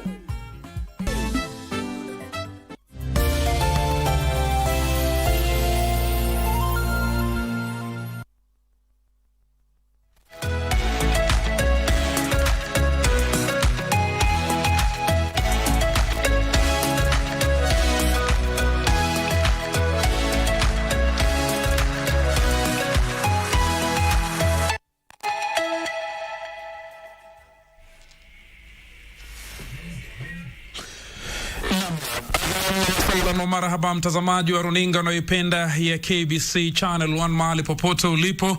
Tukitoka katika masuala ya afya, sasa tunaingia kwenye masuala yanayofungamana na siasa. Kumbuka mtazamaji, ni Jumanne ya tarehe mosi mwezi Oktoba mwaka wa 2024. Karibu tena kwenye kipindi ambacho kujia kila siku ya Jumanne kuanzia saa 2 hadi saa 3. Mwenyezi Mungu atujalie mwezi huo Oktoba uwe mwezi mzuri kwetu sote mtazamaji. Baadhi ya wabunge wamepanga mchakato wa kumuondoa naibu rais mamlakani Mheshimiwa Rigathi Gachagua mtazamaji. Naibu rais mtazamaji anakasifiwa kwa miongoni mwa mambo mengine kukuza siasa za kikabila, kudhalilisha afisi ya rais na kushiriki katika uasi wa kupinga serikali kati ya Juni na Julai ambapo ulisababisha bunge kuvamiwa. Majaribio manne ya kuzuia mchakato wa kumng'oa madarakani naibu rais Rigathi Gachagua yaligonga mwamba mtazamaji, huku majaji wakiagiza kwamba hoja zilizowasilishwa na vyama tofauti zisikilizwe juma lijalo, huku mswada huo ukitarajiwa kuwasilishwa bungeni leo Jumanne majira ya saa 8 mchana. Hapo jana mtazamaji, Jaji Bahati Mwamuye alikataa ombi la katibu mkuu wa zamani wa chama cha UDA Cleophas Malala aliyetaka mahakama kuzuia bunge kuanzisha mchakato wa kumuondoa mamlakani naibu rais Rigathi Gachagua. Hoja ya kumng'oa naibu rais Rigathi Gachagua inatarajiwa kuwasilishwa bungeni hii leo baada ya wabunge wanaoshinikiza kuondolewa kwake kuonyesha ishara za kwamba wamepata sahihi hitajika za kuweza kuanzisha mchakato wa kumuondoa. Hata hivyo mtazamaji, wapo wabunge wanaomuunga mkono naibu rais Rigathi Gachagua na wameapa kumtetea iwapo mswada wa kumbandua utafikishwa bungeni hii leo. Je, katiba ya Kenya inasema nini kuhusu kuondolewa kwa rais au naibu wake afisini? Na je, mtazamaji, tukisonga mbele, presidency au urais utaathirika vipi ikiwa mmoja kati ya viongozi hawa wa Kenya ataondolewa mamlakani? Kutusaidia kulichambua swala hili la urais na katiba, tumewaalika wataalamu wa sheria ambao upande wangu mbali kabisa niko naye ndugu yangu Shadrack ambaye ni wakili na mtaalamu wa masuala ya upatanisho. Karibu sana ndugu Shadrack Wambui ndani ya studio Zulia. Nashukuru. Na vile vile pia upande wangu karibu hapa ni naye Bi Milly Luanga ambaye ni wakili wa mahakama. Karibu sana Bi Milly. Asante sana. Na labda kuingia ndani, kabla kuingia ndani zaidi ya mchakato huu, sijui matarajio yenu ni yapi leo bungeni, kwa sababu wabunge wanatarajiwa kuanzisha mchakato wa kumuondoa mamlakani naibu rais, na jana alikuwa na mahojiano naibu rais na baadhi ya vyombo vya habari vinazotangaza kwa lugha ya Kikalenjin, na akasema yeye ni mnyonge, mamlaka yake sasa yote ameachia kwa wabunge na maseneto, watakavyoamua yeye na watu wake watakubali. Nikianza na ndugu Shadrack. Naam, Rashid, mwanzo nianze kwa kushukuru sana kwa mwaliko, na niseme ya kwamba mimi nafurahia sana niko uhai wakati kama huu ambapo katiba yetu inajaribiwa. Ikumbukwe ya kwamba huyu ni Bwana Rigathi Gachagua ni naibu wa rais wa pili baada ya sisi kupitisha katiba yetu mwaka 2010. Kwa hivyo ni nafasi ya kwanza ambapo tunaona katiba yetu inajaribiwa. Tuone kana kwamba mswada huu utaona basi mwanga, utaona basi utaweza kufua dafu pale katika bunge letu la Seneti na National Assembly. Kwa hivyo ni wakati mzuri sana katika maisha yetu. Lakini ninaposema hivyo, wacha niseme ya kwamba langu leo ni jicho tu. Mwanzo tu nione kama hii imekuwa tu ni zile danganya toto jinga zile tumezizoea za wanasiasa, ama kana kwamba kuna ukweli ambao leo basi ni ile siku basi wanasema basi ya kuona basi yale ambao wamekuwa wakiyasema kwa muda mrefu sasa. Iwapo basi kutakuwa na ule mswada pale bungeni, ni nani basi atakuwa kiongoza? Kumbuka tumeona Jumapili tu iliyopita hii ya tarehe 29 tulimuona spika wa bunge akiwa pale katika kanisani akisema kwamba anaunga mswada ule, ya kwamba mheshimiwa Rigathi Gachagua tayari kajigongesha ukutani, amepiga, ama kwa Kiswahili wanasema amepiga basi ukuta ngumi. Kwa hivyo basi tuone kama ataumiza mkonoe au la. Naam. Ni utangulizi wake wakili Shadrack Wambui anasema tayari Rigathi ashapiga ngumi ukuta. Swali ni je, ataumiza mkono ama ukuta ataubomoa? Au bomoe, kwani ni Goliath? Bi Mili, kauli yako ya kwanza kwenye mjadala huu wasemaje? Asante sana. Nimefurahia sana hata mimi kwa hapa leo tukizungumzia haya maneno, kwa sababu tunatumia katiba jinsi ambavyo inatakikana. Tukikumbuka kwamba wakati tulikuwa na current president akiwa deputy president, kuna mara kadha wa kadha Wakenya walikuwa nasema labda jiuzulu. Kulikuwa na ile swala watu walikuwa nasema labda pia yeye atakuwa impeached, lakini hiyo swali ikaenda chini ya maji na ikaishia pale. So labda itakuwa ni muhimu tuone ni njia gani watu watajaribu. Tumeona tukijaribu kuzifanya kwa magavana, tumejaribu tukatoa governors kadhaa. Kuna wale ambaye watu wamejaribu kutoa ikakataa. Kuna wale ambaye labda bado kesi ziko kotini. Tumeona tumejaribu kutoa deputy governors, alafu tukawa na shida pale. So itakuwa ni muhimu Wakenya waelewe hii katiba ambaye tulijipatia ni njia gani ambaye tunaweza kutoa viongozi ikiwa kuna shida, kwa sababu kwa ukweli kumekuwa kuna shida. Wakenya walikuwa wakisema baada ya former president Uhuru kustaafu, wakasema tumechoka na hizi problems katika hiyo office ya presidency. Tunataka tukiwa na presidency wawe pamoja. Na tumeona walikuwa pamoja, na baadaye ni kama wametengana. Wamekuwa wakizungumza kila mara, wakizungumza sana deputy president akizungumza, tunabaki tuna swali, tunauliza kweli bado ni sawa pale ama sio sawa? So itakuwa ni muhimu Wakenya wajue kama kuna shida pale, labda kuna kitu ambaye inaweza ikafanyika. Pia itakuwa ni muhimu sana kwa wabunge. Vile Shadrack amesema, watu wameweka wabunge wakawa wanyonge sana tangu hizi maneno ya Gen Z na kadhalika. Watu wakasema wabunge hawezi kupitisha kitu, hawezi kufanya chochote, hawezi kusaidia Kenya. Labda tutaona ni jinsi gani wabunge wanaweza kutusaidia tutoke kwa hii siasa, watu wakae chini wafanye kazi. Hii miaka 3 imebaki. Ni vizuri kwamba nyote hapa ndani ya studio ni mawakili. Nikirudi kwako ndugu Shadrack Wambui, labda je, wabunge kutaka kumuondoa naibu rais Rigathi Gachagua mamlakani, je, ile threshold ya kikatiba imeafikiwa? Naam, tulivyosema hapo awali ya kwamba letu kwa leo ni jicho, hatujui, lakini kile ambacho tunajua kwa uhakika ni kwamba katika kipengele cha 150 kinapendekeza zile taratibu za kumng'atua naibu wa rais kutoka mamlaka yake.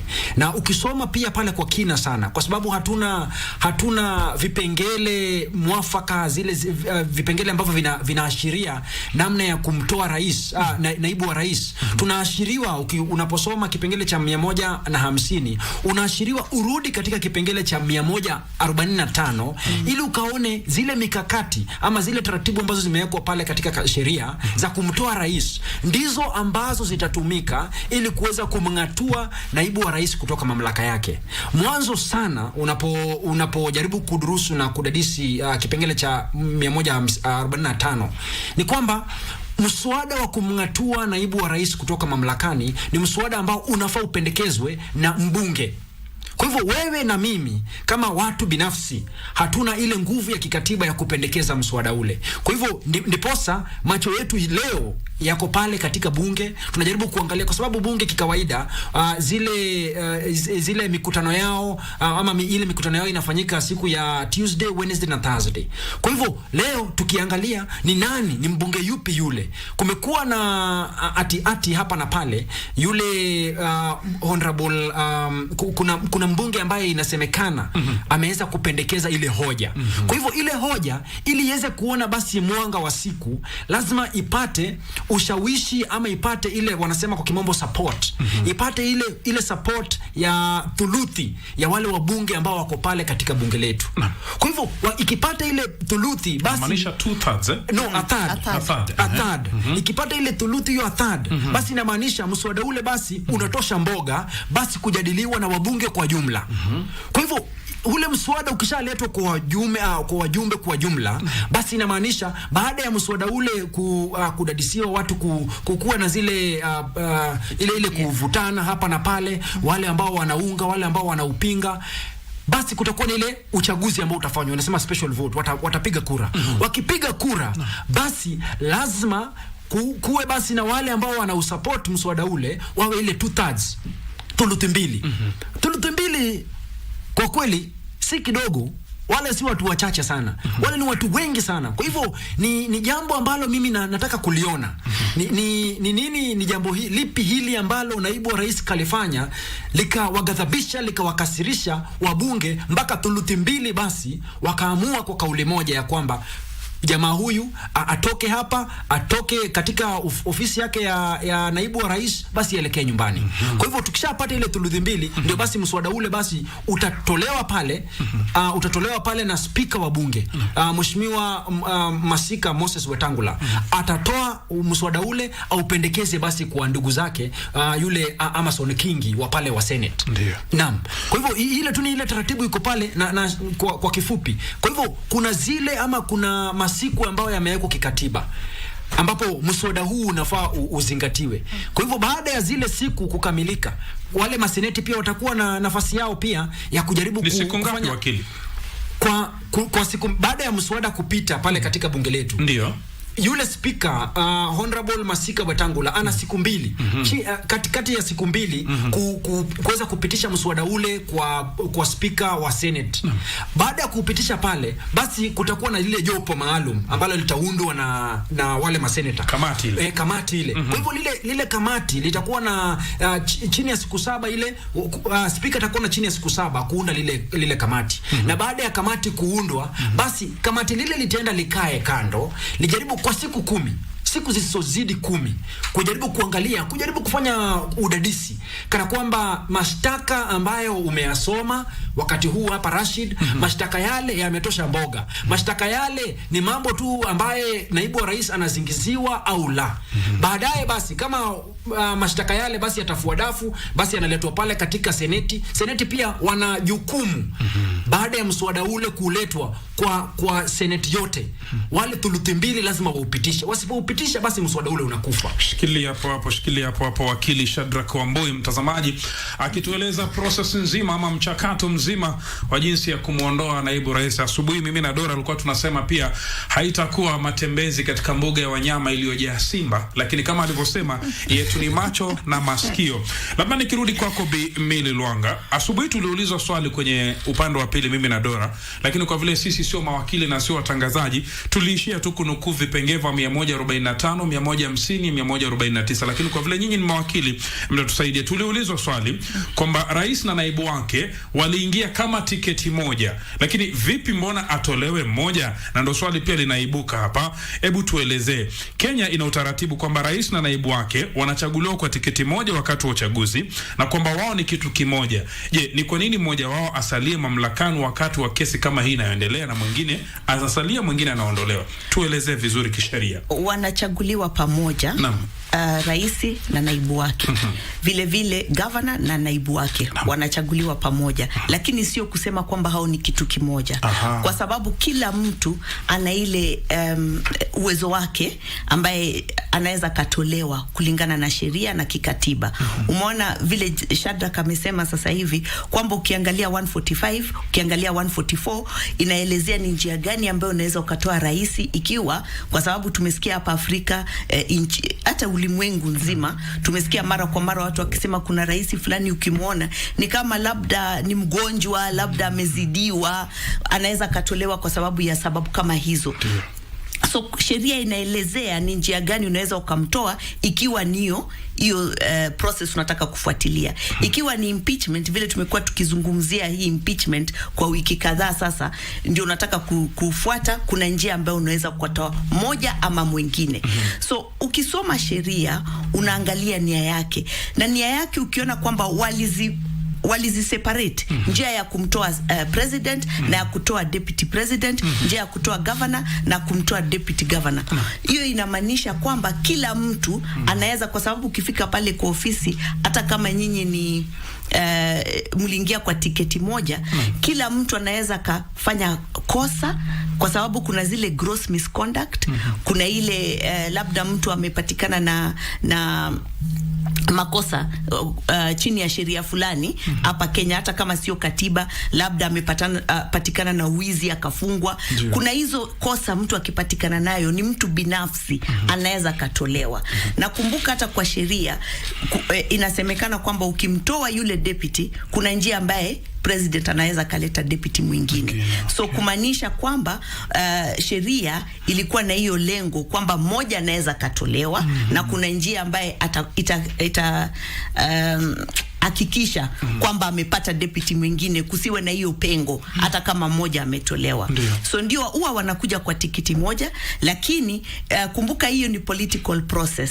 Na kitu moja ambaye katiba ilikuwa inataka kutatua wakati tuliweka hii katiba ni kwamba tulitaka kutoka kwa yule president ambaye anapendwa na wachache. Tulitaka president ambaye wakati atakuwa ni president amepata vote across the country. So kuhakikisha kwamba unajulikana pale, kwa sababu sio rahisi, utapata labda unajulikana kwa counties 15, ukishikana na deputy wako ambaye pia anajulikana kwa counties 10, tayari mmepitisha ile kiwango ya sheria kusema mtapata hiyo 50% kwa more than half the counties. So hiyo ni kusaidiana, ndio tukiwa na ile ofisi ya presidency tuna uhakika kwamba Wakenya wengi wameiamini ile ofisi ama wale watu wawili. Ndio maana wako wawili, na ni politics lazima iwe, lakini kumbuka bado kuna ile individual responsibility. Hata polisi sio utasema ati mimi nilipata amri kutoka kwa mkubwa. Kuna ile individual responsibility katika sheria.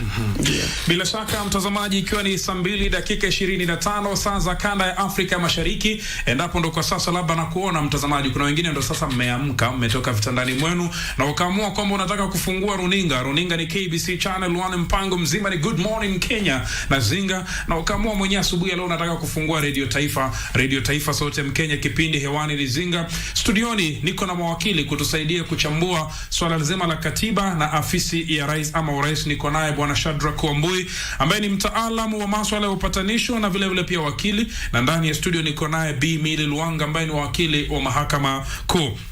Labda tukisonga mbele, tangu Kenya jinyakulia uhuru wake kumekuwa na migogoro kati ya rais na mdogo wake. Je, wengine wanasema katiba imefeli kuweka mikakati mwafaka kuhusu kazi za makamu wa rais ama naibu wa rais? Kabla kurudi kwako Bwana Shadrack, kumbuka mtazamaji, makamu wa rais wa kwanza Jaramogi Oginga Odinga walitofautiana kiideolojia na aliyekuwa rais mwanzilishi wa taifa Jomo Kenyatta. Kumbuka Oginga Odinga ndio yule mmoja ambaye alisema hawatakubali Kenya isimame kabla uhuru kuweza kupatikana kamili. Uhuru kupatikana kamili ilikuwa ni nini? Ni Jomo Kenyatta kuweza kutolewa korokoroni. Kisha vile vile pia tukawa na makamu wa rais alikuwa anajulikana kama Joseph Murumbi. Kukawa na tatizo vile vile pia katika afisi yake. Alipofariki mnamo mwaka 1978 hayati Jomo Kenyatta, kulikuwa na mgogoro wa kuweza kumpokeza makamu wake Daniel Toroitich Arap Moi kuwa rais, lakini baadaye wengi mkifuatilia historia wakati ule mtaelewa zaidi. Kisha tukaja makamu wa rais vile vile pia Mwai Kibaki. Chini ya Moi kulikuwa na shida pale, akamdimota kutoka makamu wa rais paka afanya akawa waziri. Kisha tukatoka pale tukienda kwa Josephat Karanja, vile vile pia kulikuwa kuna shida nyingine vile vile pia ilikumba sana aliyekuwa makamu wa rais wakati ule marehemu George Saitoti. Kwa wale ambao mmekula umri, mnamo mwaka 1990 mliona bungeni jaribio la kumngatua Saitoti liliambulia patupu. Tuachane na Saitoti, tukaja kwake makamu wa rais mwingine aliyehudumu kwa muda mfupi zaidi, Wycliffe Musalia Mudavadi. Kosa lake lilikuwa ni nini? Kukubali amri ya mstaafu Moi kumuunga mkono Uhuru Kenyatta. Tukatoka hapo angalau Michael kijana wa Malwa Mwenyezi Mungu aliweza kumchukua. Kisha tukaenda kwa Mudi ya Wori mwaka 2007, wakati ule katiba ilikuwa inasema mpaka uwe mbunge, akabuagwa. Alipobwagwa ikawa nafasi ya Stephen Kalonzo Musyoka ambaye alihitimisha hatamu yake vizuri. Ngoma iko hapa msikilizaji, kwa Rigathi Gachagua na William Ruto. Nirudi kwako wakili. Naam. Je, katiba ile ya zamani ni kama kuna mianya ama hii ya katiba tulionao kuna kitu iliweza kukiweka ambacho hakiko sawa kuhusiana na makamu wa rais afisi yake? Rashid, sodakta sana kwa sababu ya ustadi wako wa historia ya Jamhuri ya Kenya. Jambo moja ambalo ni dhahiri shahiri ni kwamba usaliti katika ofisi ya rais na naibu wake si jambo geni. Ni jambo ambalo tumelizoea, haswa ukizingatia historia kutoka wakati ambapo tulipata uhuru wa Jamhuri ya Kenya. Unakumbuka ya kwamba mzee Jaramogi Oginga Odinga alikataa katu kuchukua asasi zote za mamlaka ili kuweza kumpisha ama kuweza kumpatia rais wa kwanza wa Jamhuri ya Kenya nafasi ya kuachiliwa na kuja basi achukue hatamu ya uongozi. Kwa hivyo mambo ambayo yamekuwa kitendeka historia ama kihistoria ni mambo ambayo yalizingatiwa sana wakati tulikuwa nakuja na vipengele hivi vya katiba. Ikumbukwe hapo awali naibu wa rais ama yule ambaye tulikuwa nasema vice president wakati huu tunasema deputy president. Kwa hivyo kuna ile mabadiliko kidogo ya semi ambazo unaziona katika katiba yetu. Ni kumaanisha wakati ule wa kitambo wa awali kabla basi tuje na hii katiba mpya, basi yule naibu wa rais alikuwa anateuliwa kupitia tu nguvu na mamlaka ya rais aliyekuwa pale katika mamlaka. Kwa hivyo ni kumaanisha hakuwa anachaguliwa jinsi tunavyoona wakati huu. Wakati tuliona mwaka wa 2000 na mwaka 2013 na tukaona bado mwaka 2017 na mwaka 2022 ya kwamba wakati tulikuwa naenda uchaguzini ama katika uchaguzi, basi ulikuwa unamchagua rais na naibu wake. Ni kumaanisha ya kwamba walikuwa na chaguliwa ile wanasema joint ticket. Kwa hivyo ni kumaanisha ya kwamba huyu naibu wa rais hajateuliwa tu na rais wa Jamhuri ya Kenya, bali na kuteuliwa kwa sababu kuna ile process ya nomination ya yeye ili waweze kufanya kazi pamoja. Lazima aende akachaguliwe na wananchi. Na ndiposa wakati watu walikuwa wanachagua rais, kuna wengine ambao pengine hawakuwa na ushawishi ama hawakuwa wameshawishika basi kufikia hoja ama kufikia kiasi ya kwamba walikuwa wanataka kumchagua rais. Lakini kwa sababu rais alikuwa pamoja na pengine yule naibu wake wakamchagua. Vile vile hata kuna pengine watu ambao walikataa kumchagua Daktari William Samoei Ruto kwa sababu alikuwa ameshikana na yule naibu wake. Kwa hivyo inawezekana hivyo. Kwa hivyo ni lipi basi sheria ikafanya? Sheria basi ikapendekeza ya kwamba kumngatua naibu wa rais rais kutoka mamlaka yake halitakuwa jambo rahisi, litakuwa jambo gumu sana.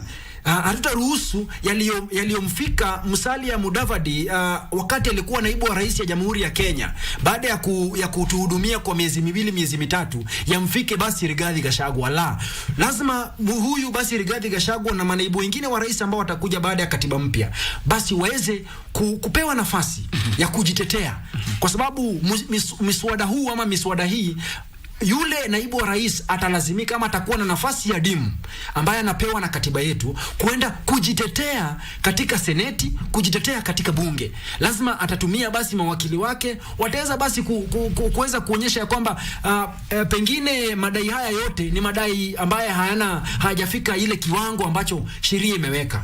Na pengine uniruhusu, kuna pendekezo moja ambalo linapendekezwa katika katiba kama sababu ama kigezo cha kumtoa naibu wa rais katika mamlaka. Hii ni mambo ambayo unasema kuna ile gross misconduct. Watu ambao wanasema ya kwamba naibu wa rais baada yeye pengine kujaribu kuwashawishi ama kushawishi serikali iende pengine ipendelee pande ya mlima, basi hiyo ni jambo ambalo linakiuka muundo msingi wa katiba yetu. Pengine ile kupromote, wanasema inclusivity kwa kila mtu. Lakini ukiangalia wakati ambapo tulikuwa tunajaribu kumngatua yule jaji wa mahakama makuu, yule Justice David Muya, wakati alikuwa anajaribu kungatuliwa mamlakani kwa sababu ya kuchelewa kutoa uamuzi wake, na akangatuliwa mamlakani na tribunal kwa sababu ilisemekana amekosea. Lakini alipoenda kukata rufaa katika koti ya upeo zaidi, ile Supreme Court, Supreme Court ikasema kufanya kosa si kosa ambalo linastahili wewe ama limefika ile kiwango ya katiba ya wewe kutolewa katika mamlaka yako. Lakini lazima ile kosa liwe gross misconduct. Yani iwe kosa kubwa sana, lile kosa ambalo basi mwanadamu yoyote mahali popote alipo haizi kukusamehea. Shikilia hapo. Saa 2 dakika 33, mtazamaji. Mawakili wanatema madini ya kisheria ndani ya studio. Na mtazamaji, utakumbuka katika muhula wa kwanza wa mwaka wa 2013 hadi 2017 kitu kilichowaleta pamoja Rais Uhuru Kenyatta na naibu wake William Ruto walifungamanishwa sana na ile kesi ilikuwa inawakabili katika mahakama ya ICC. Wengi tunakumbuka walikuwa mabeste sana, walikuwa marafiki sana. Hata wakati Uhuru akienda The Hague aliachia nchi kwa nani? Aliachia nchi kwa naibu rais. Lakini muhula wa pili kukawa na sintofahamu kubwa sana. Hii sintofahamu ya Rigathi Gachagua ni kama ilianza na William Ruto na Uhuru Kenyatta. Nirudi kwako Bi Millie. Rais kama kiongozi wa nchi anafaa kuleta uwiano kati yake na naibu wake kwa njia zipi? Kwa sababu wakati wa Uhuru Kenyatta walipotofautiana na William Ruto, Uhuru alimpokonya mamlaka mengi naibu wake, akampatia waziri mwenye mamlaka makuu ama wakati ule Fred Matiang'i. Na kwa sasa tumeona imejirudia, imepatiwa Kithure Kindiki. Je, rais ana njia gani mwafaka kama kuna tofauti yake na naibu kuleta ule uwiano? Nafikiri rais lazima awe na jukumu kubwa kwa sababu yeye ndio symbol of national unity na hiyo ofisi yake ya presidency ndio symbol ya national unity. So ni lazima hakikishe kwamba pale katika ile ofisi kuna uwiano na ni kitu ya kushangaza kwa sababu vile umesema 2013-2017 Rais William Ruto alikuwa perfect example of what a deputy anapaswa kuwa. Hata wakati huo kulikuwa na shida mingi sana na wale deputy governors, walikuwa na mkutano na yeye ndiye alikuwa anaenda kuzungumza nao kujaribu kuelezea ni njia gani utafanya kazi na boss wako ndio muelewane na ndio kuwe na peace na stability katika hiyo ofisi. Lakini sasa kwa sababu alikuwa anajua hiyo, ni kitu ya kushangaza kidogo kuona kwamba saizi wamekosana na deputy wake. Lakini in all fairness, ukiangalia rais hajakuwa akizungumza sana kuhusu deputy wake. Hajakuwa akizungumza ama kitaja chochote ambaye inahusu huyo deputy wake. Yule ambaye amekuwa akizungumza, ambaye inaonekana na shida ni deputy. So kitu ya kushangaza ni kwamba deputy ni kama hajapata nafasi pale ya kwenda kuongea na boss wake amweleze 2013 2017 ni nini ulifanya na ni njia gani mulikana na boss wako wakati huo, ndio mkawa na peace na stability. Labda hapo ndio kuna shida, kwa sababu mpaka saizi hatujaona ikiwa rais, labda kuna zile vitendo, kwa sababu alienda ka create ile ofisi ya Prime CS. Huyo Prime CS ndiye akawa na jukumu kubwa zaidi, alafu akakuja akaanza kuzungumza sana, kuonekana sana na Interior Minister Professor Kindiki. Wakati akienda akitoka nje, tunaona Kindiki ndiye anamsindikisha. Labda watu wana soma certain things katika hiyo action ambayo amechukua kama rais. Lakini shida ni kwamba inapaswa wale deputies ambayo wanachukua hiyo jukumu lazima waelewe ni kazi gani na ni njia gani watakaa pale, na labda shida pia itakuwa katika sheria. Kwa sababu ikiwa umekuwa appointed na mtu, unakuja pale ukiwa na ile baggage kidogo, kwa sababu unajua huyu ndiye alikuwa appoint, huyu ndiye amekupatia hiyo kazi. Lakini ikiwa pia wewe umekuja na una zile namba zako, amekuchukua, tunaona hata kwa governors, governor atakuja labda katika clans fulani, yeye ndiye anajulikana, lakini clan fulani wanaona wewe sio wetu, anachukua deputy kutoka kwa hizo clans, ndio wale pia waone pia sisi tutakaa katika hiyo ofisi ya governor. So governor, deputy governor, president, deputy president wanakuja ikiwa wana ile kipawa chao, kwa sababu hata hao wameleta votes. So inakuwa ni ngumu sana kumtreat ni kama mtu subordinate, kwa sababu ni mtu pia ambaye alikusaidia kupata hiyo ofisi. So ni muhimu, lazima tuhakikishe tumeangalia ni njia gani, labda sio kwa katiba, lakini subsidiary legislation ambayo itasema ukiwa na deputy ni kazi gani labda utahakikisha, ama mamlaka gani utahakikisha umempatia. Kumbuka tumekuwa na watu wengine walikuwa governors ambaye hata walikuwa na nyang'anya deputies gari zao. Kweli? Ambaye deputy anasema mimi nimekaa tu kwa nyumba, ni mshahara napata at the end of the month, lakini sifanyi chochote. So itakuwa ni muhimu, lazima tuhakikishe, kwa sababu inaonekana imewashinda wale ambaye tumeweka pale katika zile ofisi. Tuanze kuwa na sheria ambaye itasema ukiwa na deputy, hii ni kazi ya deputy, ama hii ni jukumu la deputy, ndio labda wafanye kazi kwa njia ya usawa. Bila shaka. Kuna swali nitawauliza, nyote ni wanasheria lakini haliko ndani ya mada, lakini kwa faida yangu na mtazamaji na msikilizaji. Jumapili Bwana Shadrack umetoa mfano hapa, Mheshimiwa Spika wa Bunge la Kitaifa Moses Masika Wetangula alikuwa kanisani na akashiria kukubaliana na wazo la wabunge kwamba naibu rais Rigathi Gachagua afaa kuondolewa mamlakani. Huyu ni spika. Okay, ni mchakato mzima wa kisiasa, political process, lakini huyu ni spika, anastahiki kuwa neutral, lakini tayari ashachukua upande. Inamaanisha nini kisheria? Naam, mwanzo hilo ni jambo la kusitikisha sana, kwa sababu yule spika wetu tunanuia ama matamanio yetu ni yapi? Matamanio yetu kwa yule spika ni kwamba atafanya mambo yake ili akiangalia pande zote mbili, si kuchukua pande moja. Hapo awali nikidhaminia tarehe 22 mwezi wa Septemba, yule deputy wake, naibu wake Gladys Sholei, pia akiwa katika kadamnasi ya watu pale Nandi County, alienda pia pale akaashiria kwamba yeye mwenyewe atafanya lolote lile ili kumngatua naibu wa rais katika mamlaka yake. Kwa hivyo haya ni mambo ya kusitikisha, kwa sababu ile ofisi ya spika tayari imeshaashiria kwamba egemea pande gani katika mchakato huu wote wa kisiasa. Ingawaje ni mchakato wa kisiasa, bado ni process ama ni jambo ambalo lazima liangalie zile taratibu ziko pale katika katiba yetu. Hapo awali tumeona wakati Mheshimiwa Uhuru Muigai Kenyatta alikuwa mamlakani, tuliona kuna wakati ambapo alinuia kupendekeza na kupitisha sheria ambayo ile ilikuwa inaitwa Security Amendment Act.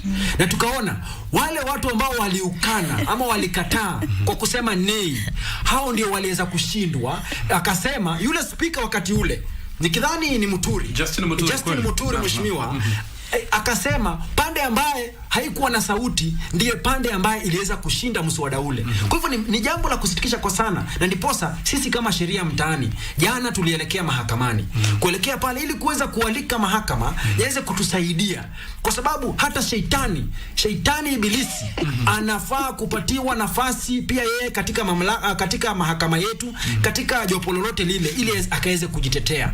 Yule ambaye anaamua kesi hafai kuonyesha kwa kinagaubaga ya kwamba yeye tayari kachukua msimamo mmoja. Kwa hivyo swali ni je, ni maarifa gani ama ni cha muhimu basi kivipi basi kuweza kumleta basi yule naibu wa rais aweze akasikizwa pale, na yule ambaye anaongoza mchakato ule ama anafaa kuweza kuamua pande zile mbili ambazo ziko pale tayari kachukua basi hilo wanasema msimamo. Shikilia hapo hapo. Waswahili wanasema, mtazamaji, hakimu akiwafisi mbuzi atapata wapi haki? Kauli yako ni gani Bi Emily katika swala hili?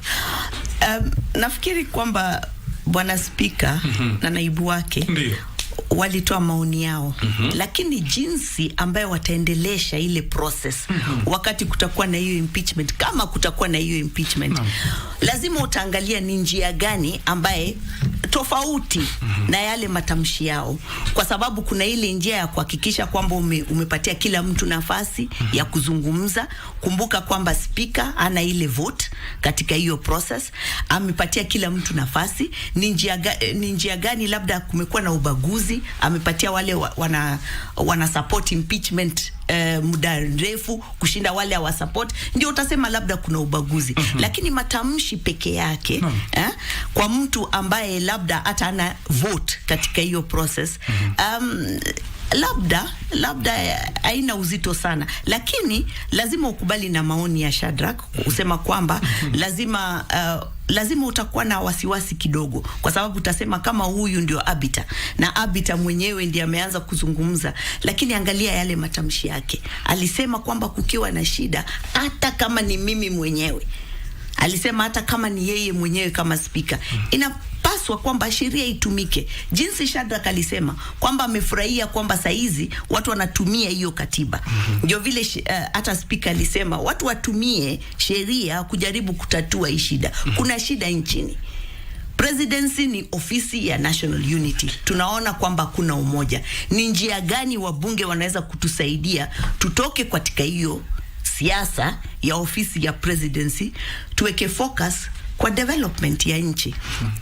So kuangalia yale matamshi yake peke yake bila kuangalia yale ambaye atatenda wakati wa hiyo process ni ngumu. Vile Shadrack amesema kwamba tuliona wale wanasema ai, na tuliona na macho yetu na tukasikia na masikio yetu kwamba wale wanasema ai na wale wanasema nei, alafu wanasema vitu ambayo kwani nilisikia nini mimi? Labda ni rewind. So hatuna hakika, na huyu alikuwa ni mtu tofauti. Hatuna hakika kwamba huyu ambaye yuko pale katika ile kiti saizi atafanya hivyo. So kuna hizi maswali lazima uulize, lakini muhimu ni kwamba kuna process, na hiyo process ifuatiliwe kisheria, kwa sababu hata mara kwa mara sisi kama mawakili tunaenda, ukiwa na judge unasema wewe kwa kesi fulani uliamua kwa njia hii, wewe unajuana na Mili, tumewaona kwa club fulani pamoja, ni kama wewe labda utakuwa fair. Na jaji anasema mimi nitakuwa fair, nitaangalia sheria na nitaangalia kesi na nitatatua vile inatakikana. So ni muhimu, lazima tuwe balanced tukiangalia hizi maneno. Bila shaka msikilizaji, mtazamaji, ni saa 3 kasorobo saa za kanda ya Afrika ya Mashariki. Unayoitazama ni runinga ya KBC Channel 1 ndani ya studio. Aghalabu leo asubuhi, mtazamaji, Waswahili siku zote wanasema tunaenda na uchao, atuendi na uchwao. Aghalabu leo asubuhi vyombo vya habari vyote nchini Kenya, mjadala ni mmoja tu kuhusiana na yale ambayo yanatarajiwa ndani ya bunge la kitaifa. Na sisi kwa nini tuachwe nyuma? Waswahili wanakuambia kwenye msafara wa mamba pia mburukenge hawakosi. Turudi kwenye mchakato wetu. Nikirudi kwako Shadrack. Tumekubaliana kwamba huu wote ni mchakato wa kisiasa. Je, madhara endapo naibu rais Rigathi Gachagua ataondolewa mamlakani, madhara yake katika taifa la Kenya itakuwa vipi? Kwa sababu yule ni naibu rais wa Kenya, sio wa Mlimani. Naam. Kwa kweli na anasema kwa uhakika ni kwamba kufanikisha mswada huu ambapo tunanuia unaweza letwa leo ili kumngatua naibu wa rais katika mamlaka yake, ni mambo ambayo yataathiri sana uongozi wa taifa ya Kenya kwenda mbele. Hii ni kumaanisha ya kwamba unapozingatia hata sheria, haswa sheria ambapo mtu anasingiziwa kufanya ama kuna madai mtu ameweza kufanya jambo fulani, kuna mzigo ambao unatwikwa, haswa ukiangalia pengine kiongozi wa mashtaka katika makoti yetu. Yule kiongozi wa mashtaka anatwikwa mzigo mzito sana na katiba ama na sheria, ili tusiweze kuwa na nafasi ambayo itatumika ili kuweza kumdhulumu mtu ambaye hana makosa ama hana hatia. Kwa hivyo ni kumaanisha lazima zile wanaita safeguards kwa kimombo, zile safeguards ambazo zimewekwa na katiba ziweze kutumika. Kama yule basi speaker wa bunge anatashwishi, basi jambo lile basi liweze tukapata basi suluhu, ili tusiwe na process, tusianzishe mchakato ama tusianzishe safari fulani ambaye safari itakuwa basi rahisi sana. Ikiwa rahisi sana inamaanisha basi yaliyofika Mheshimiwa Musalia Mudavadi hapo awali, basi yatakufika hata wewe wakati utachaguliwa na mimi basi kuwa naibu wangu miaka hii ingine inakuja. Kwa hivyo lazima tuwe waangalifu sana ili sheria tulionayo tusiidunishe. Tusijaribu kuwa na njia mikato ambazo tutazitumia ili kuweza kumdhulumu. Haswa ikumbukwe ya kwamba mambo yaliyopo mbele yetu si mambo ya Rigathi Gachagua.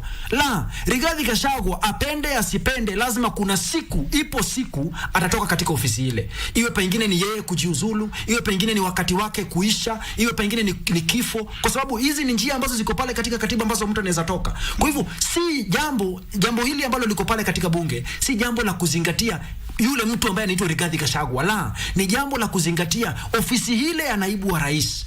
Basi tutakuwa basi na njia rahisi, njia za kimikato za kumtoa. Basi itakuwa haja gani basi sisi kuwa na katiba ambayo tumeunda mikato? Naam. Nikirudi kwako Bimili, swali tu sawa na hilo. Je, athari za kisheria na kisiasa endapo naibu rais Rigathi Gachagua atangatuliwa mamlakani na mabunge yote mawili? Nafikiri kitu muhimu lazima tukumbuke ni kwamba kuna vitu fulani kwa kisheria ambayo mpaka saizi labda kuna definition ya usawa, kwa sababu kama vile saizi uliona zile kesi zimepelekwa kotini, Wakenya wengi walikuwa nazungumzia public participation kwa sababu ameona koti imekuwa ikizungumzia, tunaona kwamba kuna ile sheria ya kudefine hiyo public participation ni nini. Kuna hizi vitu ambaye sheria inasema kwamba mtu atakuwa amepaswa kufanya ndio tumtoe katika ile ofisi, kama hiyo gross misconduct. Gross misconduct ni nini? Ikiwa wewe ni ofisi symbol of national unity na unazungumzia small portion ya Kenya peke yake na umewacha hao wengine, hiyo ni gross misconduct ama hiyo ni incompetence. Itakuwa ni muhimu tuanze kuzungumzia haya maneno, ndio tuhakikishe na ndio tujue ni sababu gani na ni njia gani ambaye tunaweza tukasema kwamba mtu akiwa katika ile ofisi ni nini anaweza akafanya na ni nini hawezi akafanya, na ni njia gani ambaye tunaweza tukajisaidia sisi kama Wakenya ikiwa huyo mtu does not fit the bill kukaa katika hiyo ofisi. Pia itakuwa ni muhimu, itakuwa itasaidia kwa sababu kumbuka kwamba impeachment ni political process. Tumesema hiyo mara kwa mara. Lakini hiyo political process lazima ifuate a certain legal process. Hauwezi ukasema tu leo tumeimpeach tuende tumesimama tukasema tumemtoa, ni political process ametoka. Kuna semekana kwamba lazima kuwe na hiyo legal process. Ndio maana Shadrack alikuwa anatuelezea lazima kuwe na grounds, lazima muonyeshe hizo grounds ni njia gani ambaye zimetekelezwa, lazima mpatie yule mtu ile nafasi. So itakuwa lazima pia koti izungumzie na iseme kwamba hiyo process ilifuatiliwa. Kumbuka kwamba saizi tunasema kwamba sisi kama wananchi hatuwezi tukamtoa deputy president hata ikiwa tumechoka naye, hata ikiwa tumekasirika na matamshi yake ama tumechoka na matamshi yake, hatuwezi tukamtoa. Lazima tutakaa pale kwa sababu tulimpatia hiyo tikiti, tukamwambia miaka 5, itabidi tungoje mpaka miaka 5. Lakini kwa wisdom ya kisheria tukasema kwamba wanabunge wanaweza wakamtoa. So kuna hiyo njia ambayo wabunge wanaweza wakaangalia waone kama wanaweza wakamtoa kulingana na sheria. Wakiangalia na wakifuatilia sheria na wamtoe, na bunge na koti yakikishe iseme kwamba ni kweli ametolewa kwa njia ya usawa na wamefuatilia katiba, pia tutakuwa tuna build jurisprudence ya nchi na itakuwa ni kitu muhimu, kwa sababu tutajua ni nini, tuna expectations gani kwa hiyo ofisi ya deputy president. Labda itatusaidia kudefine next time ni deputy president tunataka ina gani. Labda sasa inatakikana kuwe na mama pale kwa ile katika ile ofisi, labda ndiye anaweza hiyo jukumu ya deputy. Labda itakuwa tunaiangalia na tuseme kwamba sasa ni njia gani tunaweza tukatoa mtu. So itatusaidia sisi kama Wakenya kuendelea kuimplement katiba ambayo tumekuwa tukisema kwamba hatujaimplement. Bila shaka. Ndio. Mike Mwigwi, leo hunitoshi, nimejifundisha vocabulary hapa, jurisprudence. Kazi ipo.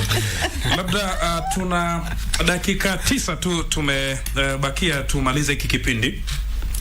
Nadhani mumeeleza vizuri kisheria.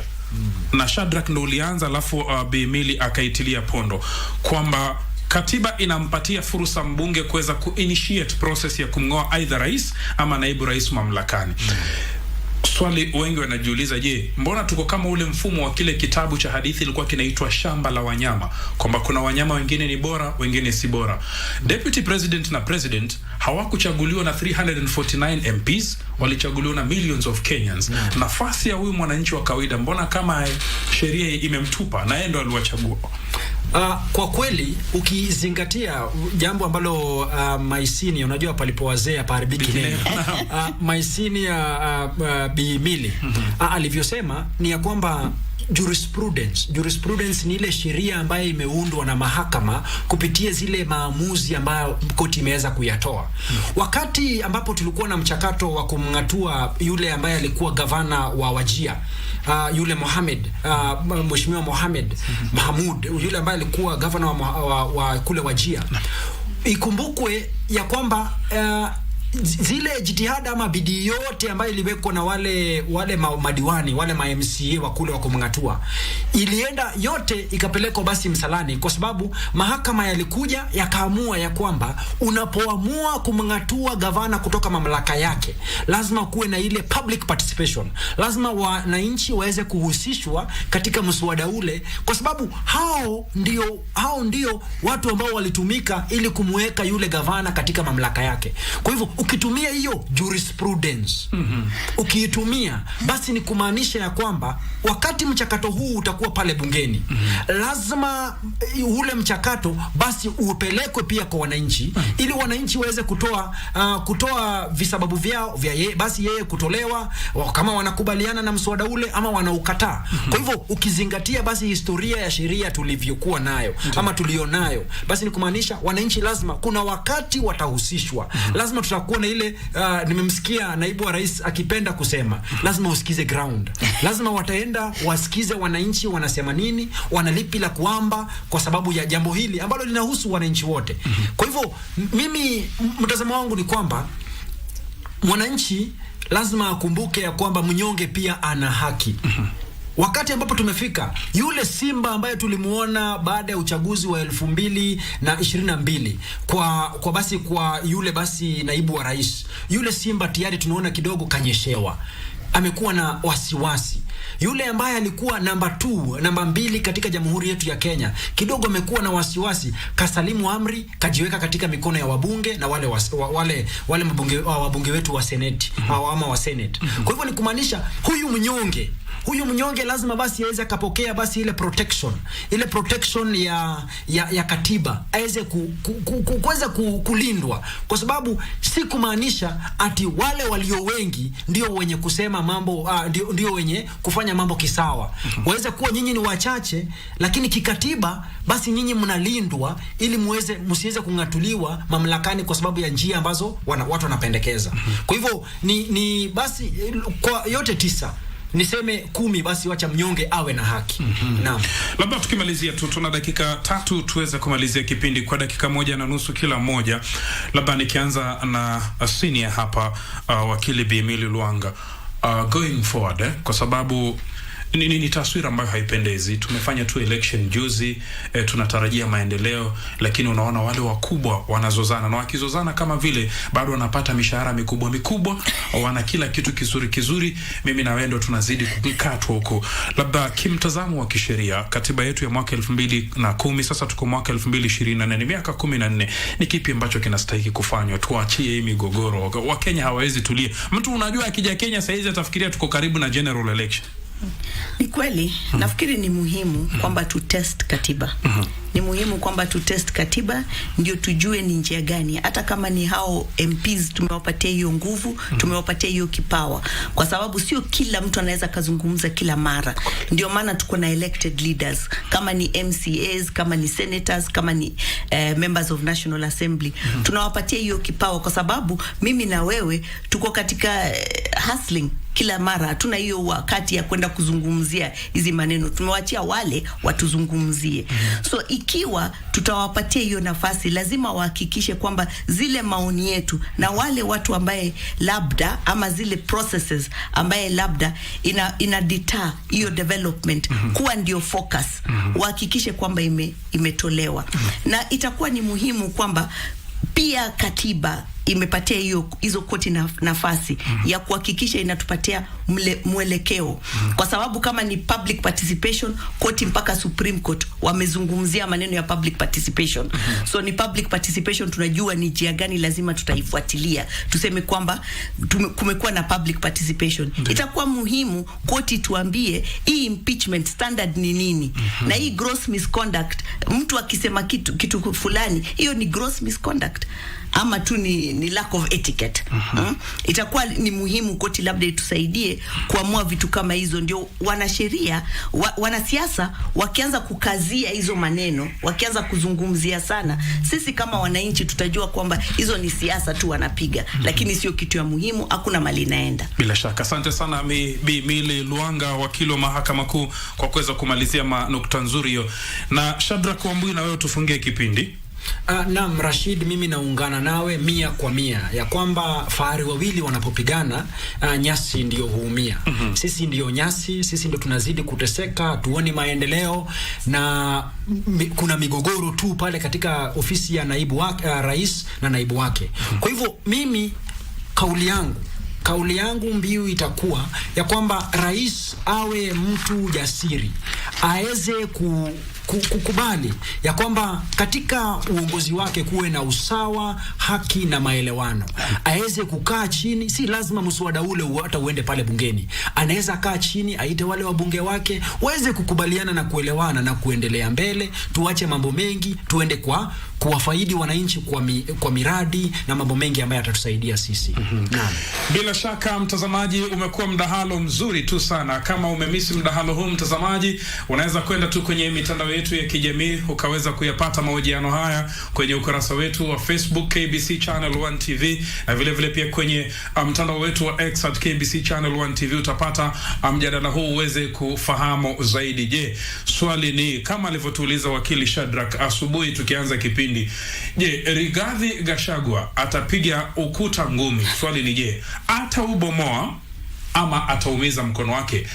Ningependa kuendelea zaidi, lakini siwezi kuendelea na hapo. Mimi hupenda sana siasa na wageni wangu si wanasiasa, kwa sababu nilitaka pia kujua mkono wa kiongozi Raila Odinga katika masuala haya ni yapi. Utakumbuka kwamba mtazamaji, mwaka jana ilikuwa tofauti, ama muhula uliopita ilikuwa tofauti.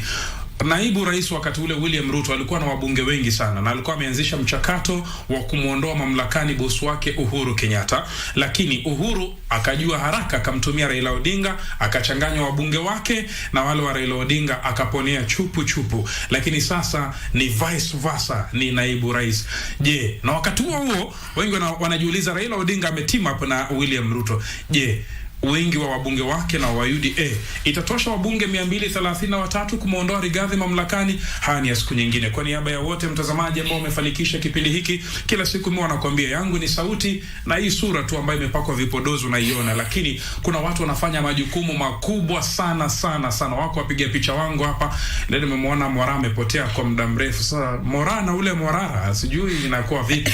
Na muona Pauline pia leo yuko ndani ya studio baada ya kupotea. Asanteni sana wapiga picha wangu nyote wa kiume na wa kike. Vile vile pia asanteni sana waelekezi wangu nyote wa redio na wa runinga, mnafanya kazi kubwa sana. Mimi yangu ni sauti tuna sura. Hadi Jumanne ijayo, kipindi sawa na hiki, wageni tofauti, mada tofauti, na waregesha upande wa pili wa studio ambapo mwenzangu mhubiri wa Mungu, mtumishi wa Mungu Dora Manya yuko standby. Asanteni sana. Thank you very much. Asanteni sana.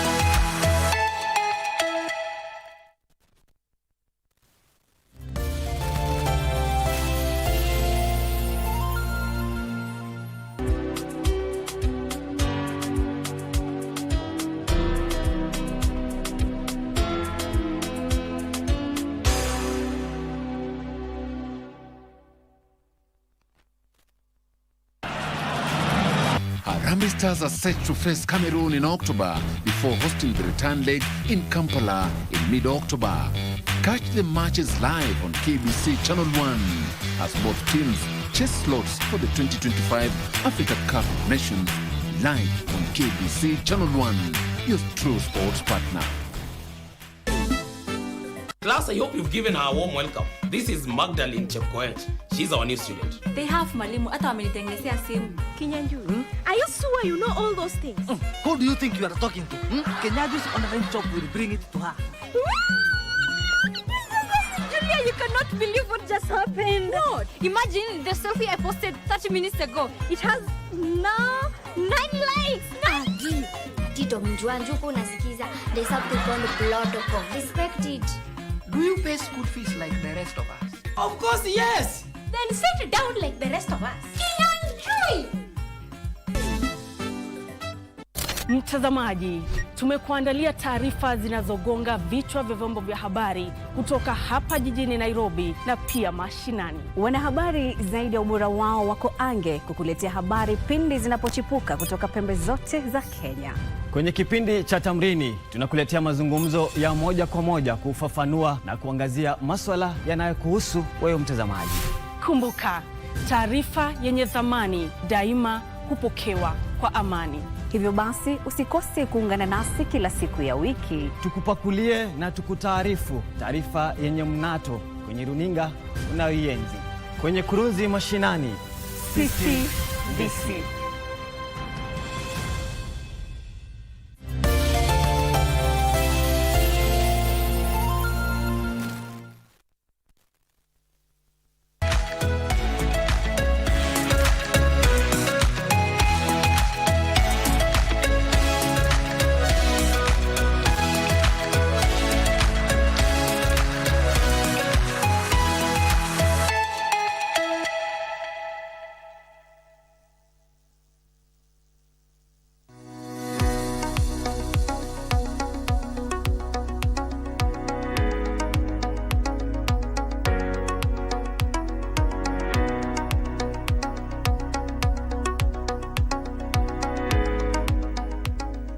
Sickle cell warrior, proud of it.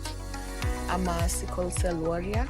I'm happy I just turned 30 years old last week.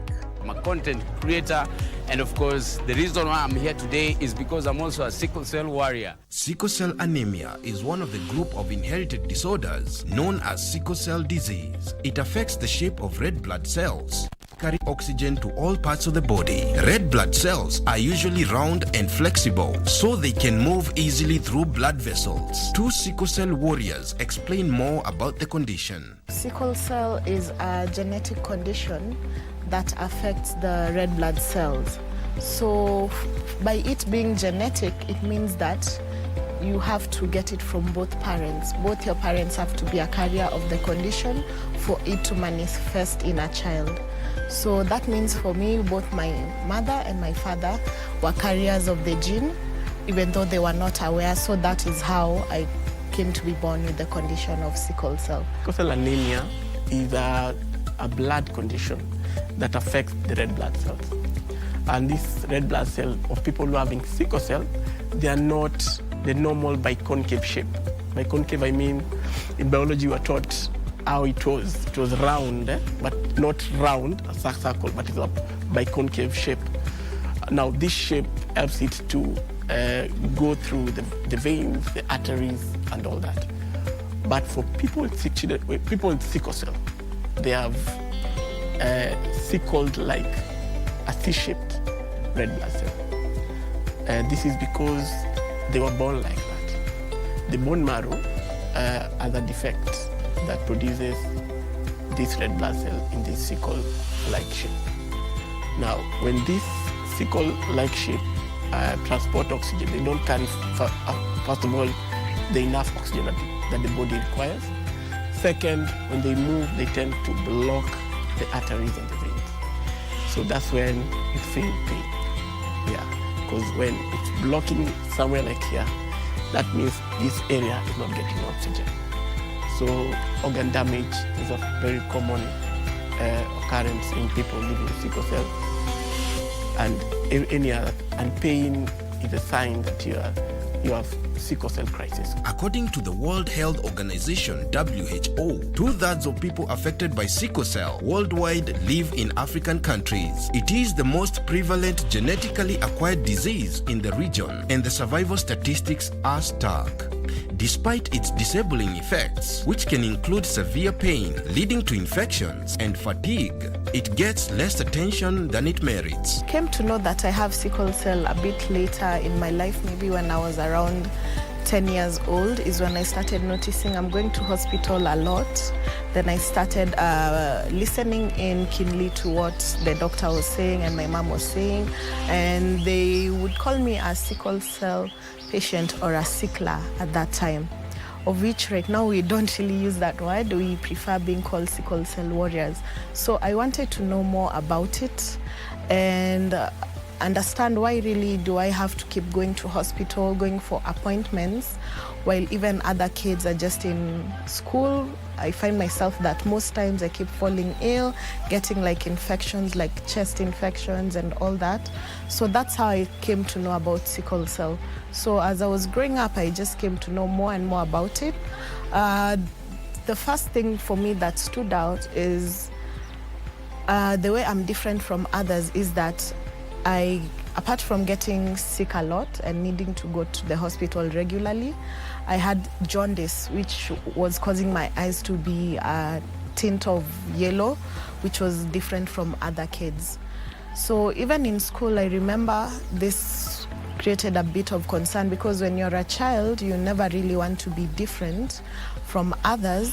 So for me, that was the first thing that really impacted me, whereby I felt a bit of insecure about it. But I just tried my best because now I started trying to understand how can I get rid of jaundice or maybe feel better.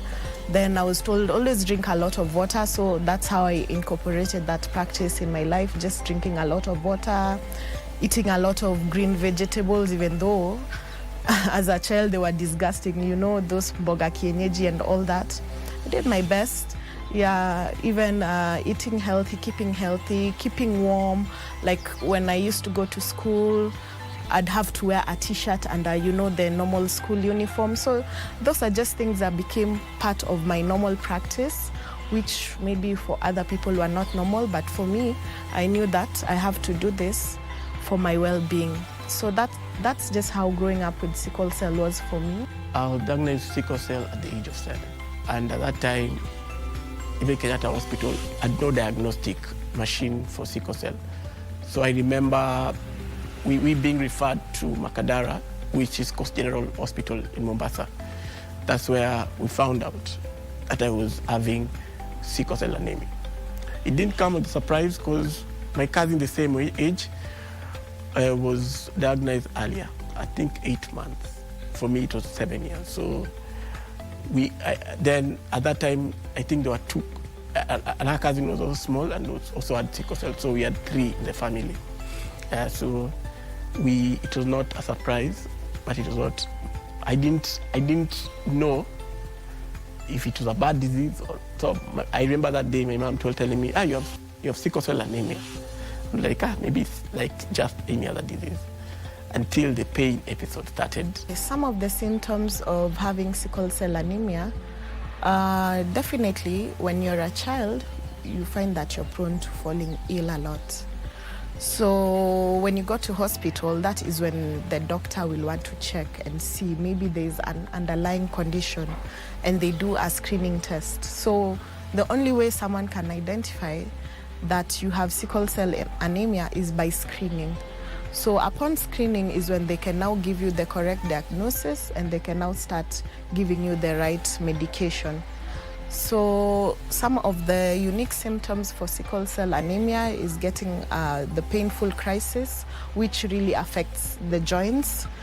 It usually feels like when you knock like maybe your knee or your elbow at a glass table or at a sharp edge, you know, that's daunting pain. So that's how a sickle cell crisis feels. It just feels like such kind of a pain moving around in the body, though some describe it as like broken glass moving around in the body.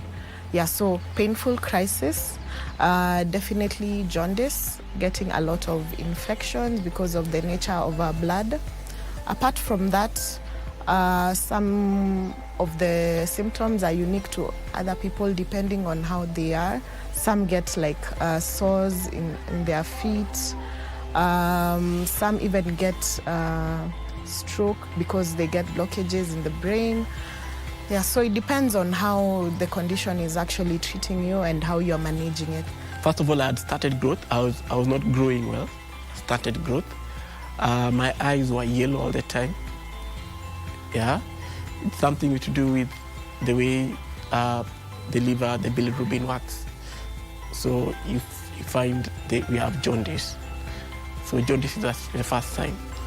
Then this pale, you don't have enough blood. Yeah, like a normal male is 14. For 14, the HB is 14. For female is 12. For me now, it alternates. Like this week I was not well, so my HB went down to 10.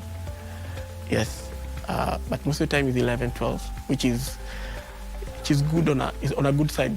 I'm very okay, but some people experience from 5 to 6.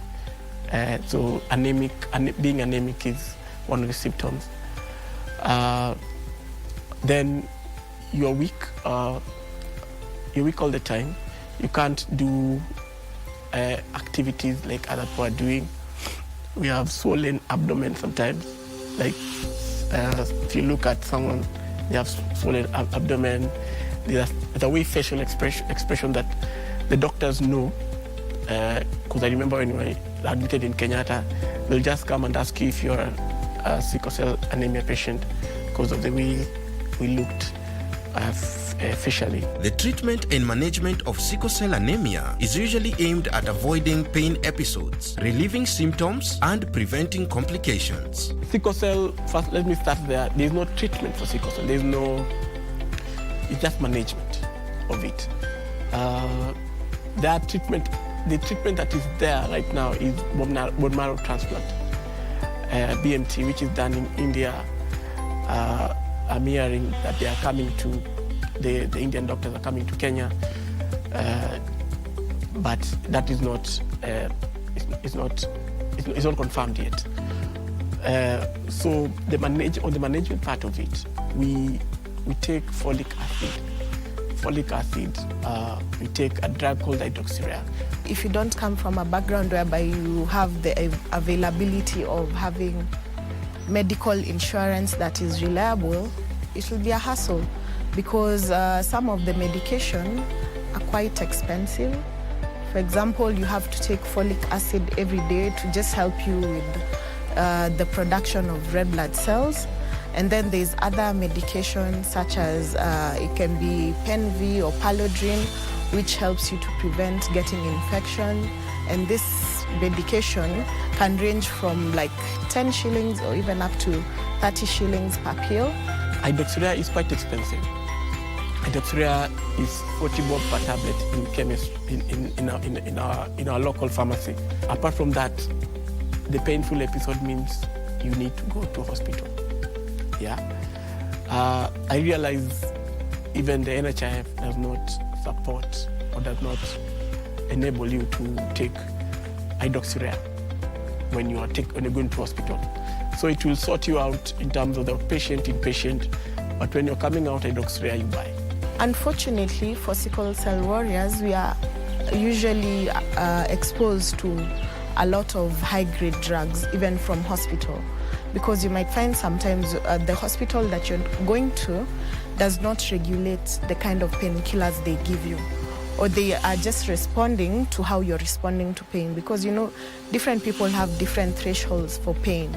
So it's common for people with sickle cell anemia to fall into addiction of painkillers and such drugs, unfortunately. So therefore, that's why we really need to even check in hospitals to make sure that where you're being treated, at least they have your history and they're able to understand generally how to treat sickle cell anemia. People with sickle cell anemia can get affected either in a positive or negative way due to pains they go through. It has affected me on a positive way or a negative way. Let me start on the negative side. I remember when I was doing my master's, I developed something called a vascular necrosis, whereby my right leg, my right hip was not getting enough oxygen because there was blockage of the sickle for a long time. So I was just using pain medication to numb it so that I can continue the education. But it became worse. I couldn't walk for a year or two, I remember that time. And I even failed some units in my master's and took a very long break that I'm still going back. So that is the disadvantage of it. You can get sick anytime. Sickle cell anemia patients require comprehensive support to manage their condition effectively. My wife has come to understand the disease. We are now 8 years in our marriage, and she has come to understand it fully well. She's the one who can just look at me and say, you have not taken water, you're about to get sick, so take this, do not do this, and all that. So she has become a pillar in my management. For me, being born with the condition of sickle cell, it has definitely prompted me to be able to become a sickle cell awareness ambassador rather than just being quiet about it. So previously I have done sickle cell awareness projects and fundraising whereby we have partnered with cyclists who did a cycling challenge for 24 hours from Nairobi to Mombasa so that we can create awareness about sickle cell and, more importantly, fundraise to buy a screening machine for a sickle cell organization in Mombasa.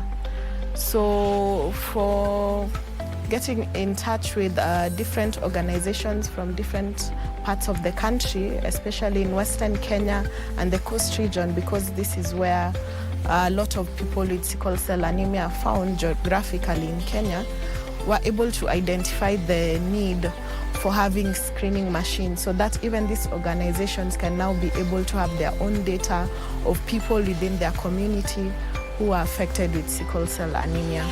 So because of this project, actually I was approached by a founder or one of the founding members of the Rotary Club of Karen, and I actually decided to become a member so that now I can be able to be more impactful with this agenda that we have of creating awareness for sickle cell anemia, as well as creating more facilities for screening within the community.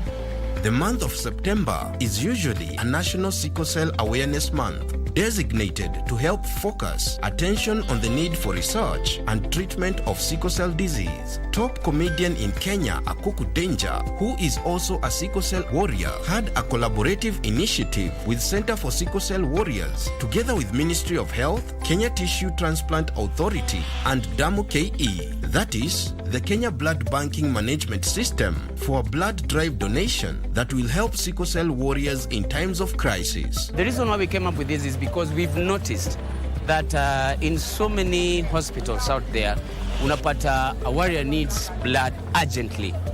And when they need blood urgently, unapata naambiwa, lazima kwanza you have to talk to your relative, mwenye sijui yako wapi akuja donate damu, so that, you know, so we wanted to bridge that gap in a way whereby if a sickler needs blood, they just give the blood straight away, then the World Bank will always compensate that hospital wherever they are. So it becomes easier and the flow becomes also very easy. Currently, we've been having victims of sickle cell anemia patients, mostly in so many hospitals. Like in Kenyatta, we've been having a patient from a neighboring school getting, that boy has been received. So, you see, it's very important for sickle cell anemia warriors to come in, mobilize donors for their victims. As we do the phlebotomy, that is breeding process, we normally do it safe. We normally use safe blood. The bags are safe. Everything we are using here are safe and they are sterile. Then from there, after the breeding is done, the blood is also kept safe. From here, it's been kept in our cooler boxes. We have cooler boxes where we normally keep them in a given temperature.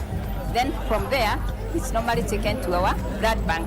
Despite all the challenges, sickle cell warriors have hope and resilience that they can live a normal life and achieve their dreams. If the government can come up with a way in which they can also, make sickle cell a priority, just like any other, like cancer and everything, then I think we can meet halfway and, see how NHIF can be subsidized for sicklers, which I think that is the goal that we are fighting as Center for Sickle Cell.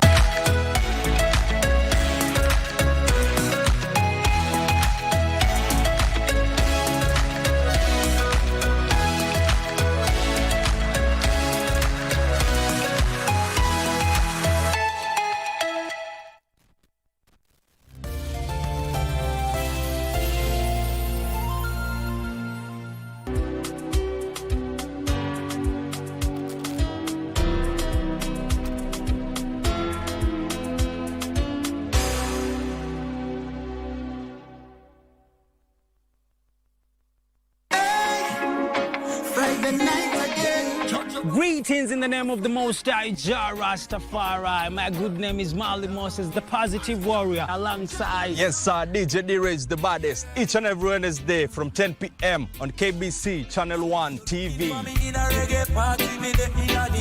Tunakuletea the biggest reggae party in 254, in a yard extra niceness of reggae music. Extra dose of entertainment. When the thing is nice, we have to do it twice.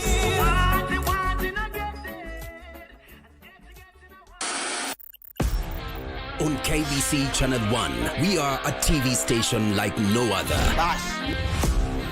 Get a taste of the best in entertainment. Yes, indeed. Feel the passion. Will you promise me? I swear that you will never lose me. I can't get married to you. I'm sure you knew about it. That's why you're making fun of me. Experience the drama. Get out. Who's the man in this one? And the laughter.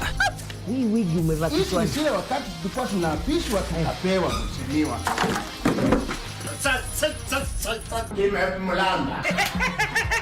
Move to the beat.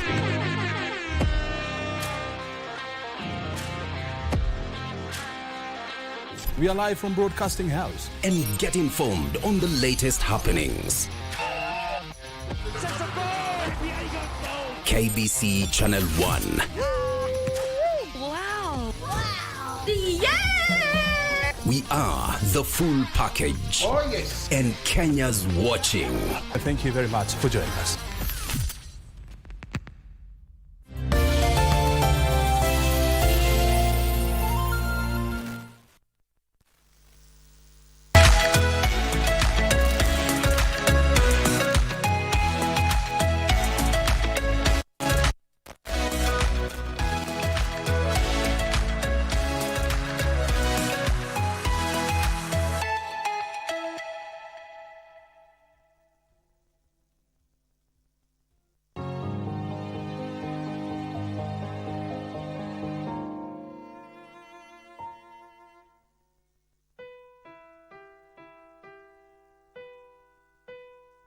Miscarriage, a heart-wrenching journey that affects millions across the globe.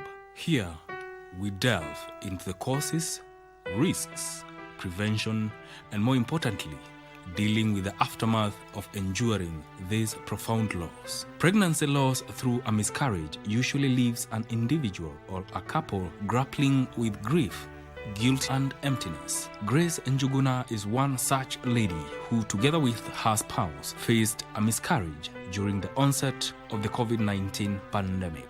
Miscarriage is one of the traumatic experiences that I've gone through in life. To start with, it is something that I would never wish any woman to go through it. Even my worst enemy, I would not wish them to go through it. It's traumatizing. It's painful. It's actually among that day is among the worst days of my life. The pregnancy journey was good from conception up to 20 weeks. So I was 20 weeks on that day. Even as Grace gives the account of her miscarriage, Dr. Agnes Wanjiko sheds light on the miscarriage and its major causes. The word miscarriage is a term that is used commonly to refer to a pregnancy loss. A spontaneous pregnancy loss that occurs before a baby or a fetus is viable. When we talk about fetal viability, we are talking about a fetus who can survive if born at that particular time. Worldwide, the definition refers to a pregnancy which is lost before 20 weeks of pregnancy. Some of the signs that one can look out for if you have missed a period or if you have confirmed a pregnancy, any bleeding, it could be a sign of a miscarriage. Any pain in the lower abdomen could be a sign of a miscarriage. Backache or even fever could be a sign of a miscarriage, which is even getting an infection. And true to this, Grace experienced these symptoms and swung into action, seeking all possible medical interventions. When I was going to work, I had some pains, some cramping, but then I thought it's normal. In the first trimester, it is normal to. Actually, in the second trimester, it is normal to have the cramping, it is normal to have pains. When I talked to my friends who I shared with, because it had begun on Friday, the cramping was mild, but now on Saturday, it was an issue. It was now a concern. But people were telling me, and even some nurses that I talked to and some doctors, they were telling me it can be normal. But in case it increases, I go to the hospital. So when I went to work, I felt it is important that after work, I go to the hospital. While I was going, I thought it is just like any other visit. Ile ni kawaida tu nitaenda hospitali, nikuje nyumbani. Once these symptoms have manifested, is there a chance of saving that pregnancy? Dr. Agnes explains. Once a woman has confirmed that she's pregnant and she starts getting those symptoms of bleeding, for example, it doesn't always result into a miscarriage. So if someone can go to the nearest hospital or visit their healthcare profession, then they can be able to detect if these are signs of an impending miscarriage or just a threatened miscarriage. A threatened miscarriage is a miscarriage whereby there is that bleeding, yes, from the birth canal, but the pregnancy remains intact. That is a threatened miscarriage, and in that case, if you go to the hospital early, that pregnancy can be salvaged. And but some may not be salvaged, because if you have already started expelling the products of the pregnancy, then we call it inevitable. I called my husband, I called a certain friend of mine who is in Thika, I called my parents. My spouse came, and in a few, the best couple, they also came, and we agreed that we want to go to another hospital. When we asked we asked the doctor whether it is okay we go, the doctor said that she cannot allow us unless a gynae comes who will see me and allow me to go. Because to her, the way I was, actually alikuwa ananiambia wewe utapata mtoto kwa gari, hata hutafika hiyo hospitali. Among the risk factors that lead to miscarriage is age, past miscarriages, and genetic problems. We advise women to give birth early, or to have children early, before 35 years of age. And this is because over time it has been identified that women over 35 years have got an increased risk of miscarriages, as well as pregnancy complications. Other risk factors for miscarriage are like maternal conditions. Somebody could be having a chronic illness like hypertension, which is not well controlled, and that can lead to a miscarriage. Other risk factors, maternal risk factors, could be maternal habits, like smoking, use of, we call them recreational drugs, like cocaine. Even caffeine. Too much caffeine can cause a miscarriage. Then you could also have other factors of the mother, of the uterus, like a cervix which is weak. We call it cervical insufficiency, and one may have repeated miscarriages because the cervix cannot hold the pregnancy beyond a certain limit. Especially for cervical insufficiency, you'll find that the mother keeps getting miscarriages at 4, 5 months, 6 months, and until that is corrected, they may not have any full-term pregnancy. Dr. Agnes also underpins on the preventive measures a pregnant woman can take to avert cases of pregnancy loss. There are certain things that we encourage couples. Actually, before even a couple conceives, you are supposed to visit your healthcare professional, and specifically visit your gynecologist, so that you can go through the genetic counseling, you can go through health education, so that if for example you are a smoker, you can be advised on discontinuing to smoking. If you take alcohol heavily, you may be advised to reduce on alcohol intake. If you take drugs, for example, then it will be nice to visit your doctor and just be told how to prepare yourself for a pregnancy. A miscarriage usually causes a ripple effect in the life of an individual or a couple. How did the miscarriage affect you as a couple now? Well, I would say there was no drift between us, because as I said, he supported me in his capacity.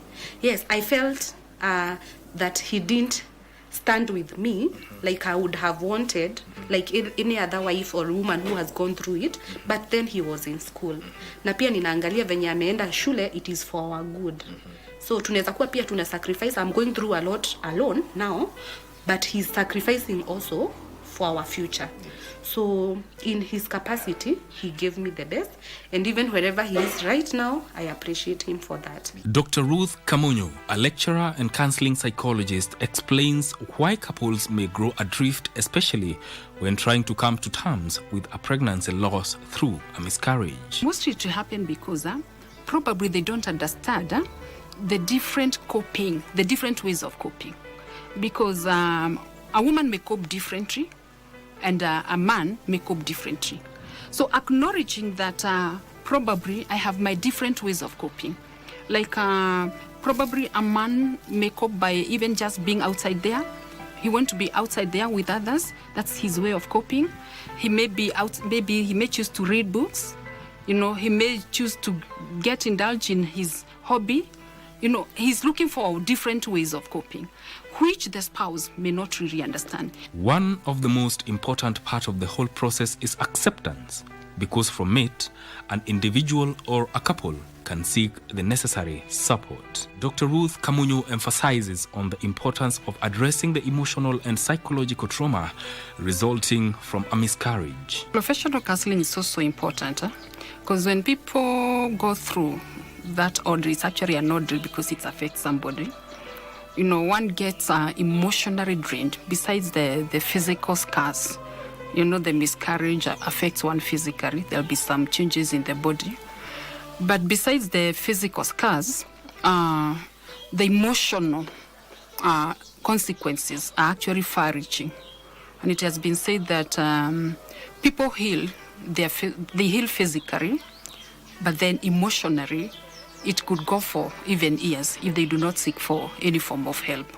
So as counselors, we insist on both physical and emotional healing. It's also important. But what if an individual shuns professional help and decides to go it alone? It could take long to heal, and they could adopt some probably coping mechanisms that could affect them later in life.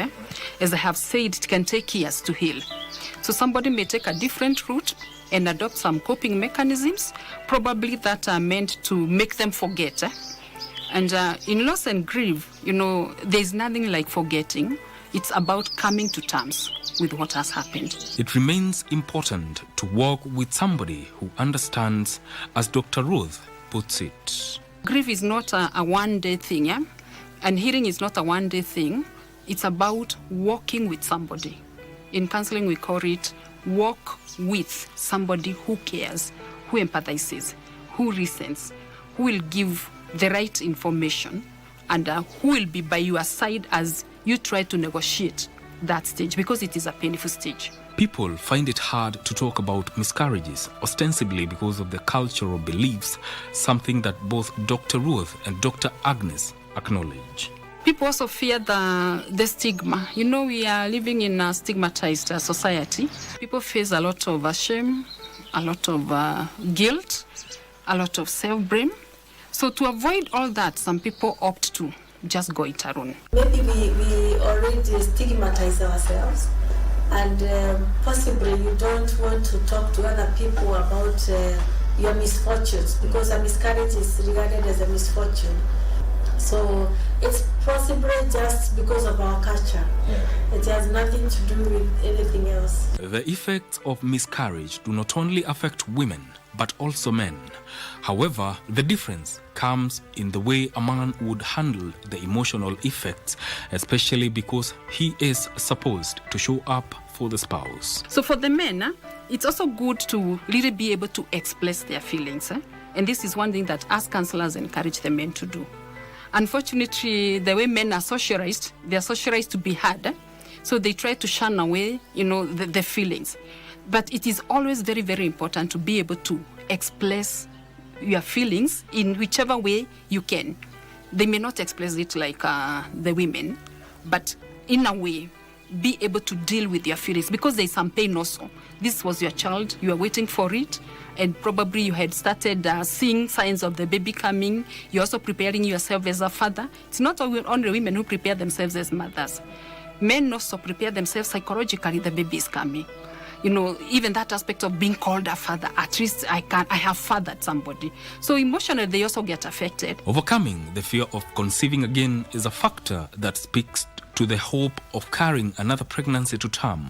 Having lost one pregnancy already, how did Grace overcome this fear? My gyna gave me a lot of confidence. Then I walked with him in the journey until nika conceive. The McDonald's stitch, he was also with me. So about now the fear, I didn't have much fear, because I had someone I would talk to, someone I would visit in the hospital, someone I would even call. Then the other thing that made me not to fear, it is because after I miscarried, there are so many people who came to see me. I remember my pastor came to see me together with one of the elders in the church, pastor's wife, and other women So in the church, and also friends around Katondo and Nairobi, they came to see me. So it happened that there are 3 women who came to visit me who have gone through the same. So they encouraged me. I would see that they have even children after they have gone through it. So it gave me hope. The motivation to talk about the effects of miscarriage is usually not there, but Grace is determined to break the silence and let people know that it is okay to talk about it. There are 2 major reasons that encouraged me to talk about this today. And the first reason is to break the silence of pregnancy loss and even what women go through after miscarriage. Because one thing that I know is that miscarriage is not taken seriously. After miscarriage, as a woman, you're expected to move on. You're expected to bury what has happened. You're expected not to say about it. Actually, what I've come to know is that four women, 1 woman out of 4, they have gone through miscarriage. But people, they hide. People don't have the confidence to talk about it. The second thing, I wanted to glorify God as I share this story, because what has happened to me after this, it's a testimony, because now on December 2021, it has happened in 2020, on December 7th, 2021, now I was blessed with my firstborn, Ezra, who was born as a preterm baby. Then 2023, December also, 18th, I was blessed with a girl. And one thing that I always used to say is that God will restore me. That God will restore the pain that I went through. That God will restore that girl. I used to believe that. One question that may linger in the minds of those who have experienced miscarriages remains. Is there hope?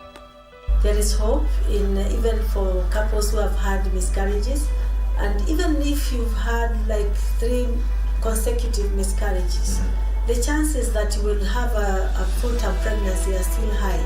About 60 to 80% chances of still having a full-term pregnancy. And of course, the most important thing is to identify, is there a cause of these miscarriages? If there is, for example, cervical insufficiency, that can be corrected. If there is a uterine defect, it can be corrected. If it's the maternal conditions that have not been well controlled, like diabetes, hypertension, or thyroid disease, that can be corrected. If there are infections that have not been treated properly, then that can also be corrected. So the most important thing is to identify whether there is a reason or a cause or a risk factor in the couple. Dealing with the aftermath of a miscarriage is usually a journey traveled in silence. In such a wake of profound loss, emotions and feelings can become overwhelming, and that may leave an individual or a couple feeling isolated or adrift. And in the midst of all this, there is hope and light at the end of the tunnel.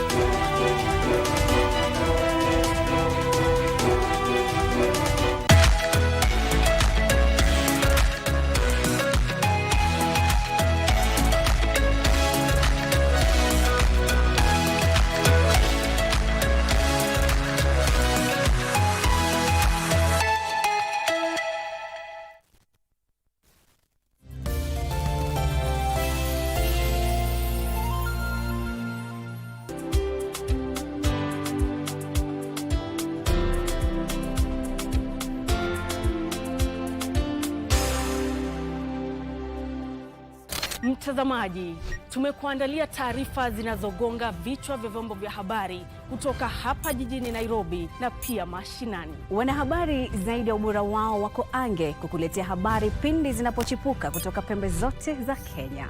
Kwenye kipindi cha Tamrini tunakuletea mazungumzo ya moja kwa moja kufafanua na kuangazia masuala yanayokuhusu wewe mtazamaji.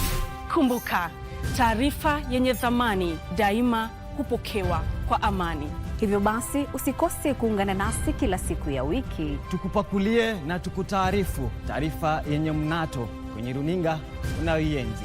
Kwenye kurunzi mashinani, sisi DC.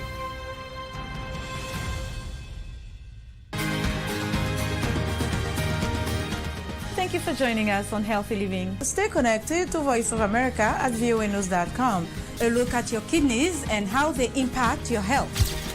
And an expert discusses chronic kidney disease and how to protect yourself. And Ivorian psychologist Noor Bakayoko shares some insights on bullying and what can be done. It's important to avoid major events or major health crises. How do you know if your cough is due to a serious condition? We'll have some answers. Stay well and strive to make every day a healthy day.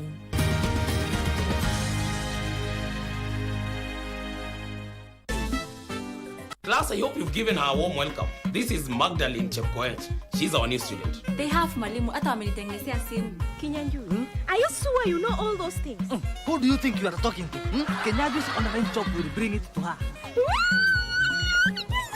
Julia, you cannot believe what just happened. What? Imagine the selfie I posted 30 minutes ago. It has now 9 likes. Agi, Tito Mjwanju kunasikiza. There's something called palsy. Respect it. Do you pay school fees like the rest of us? Of course, yes. Then sit down like the rest of us. Kinyanjui!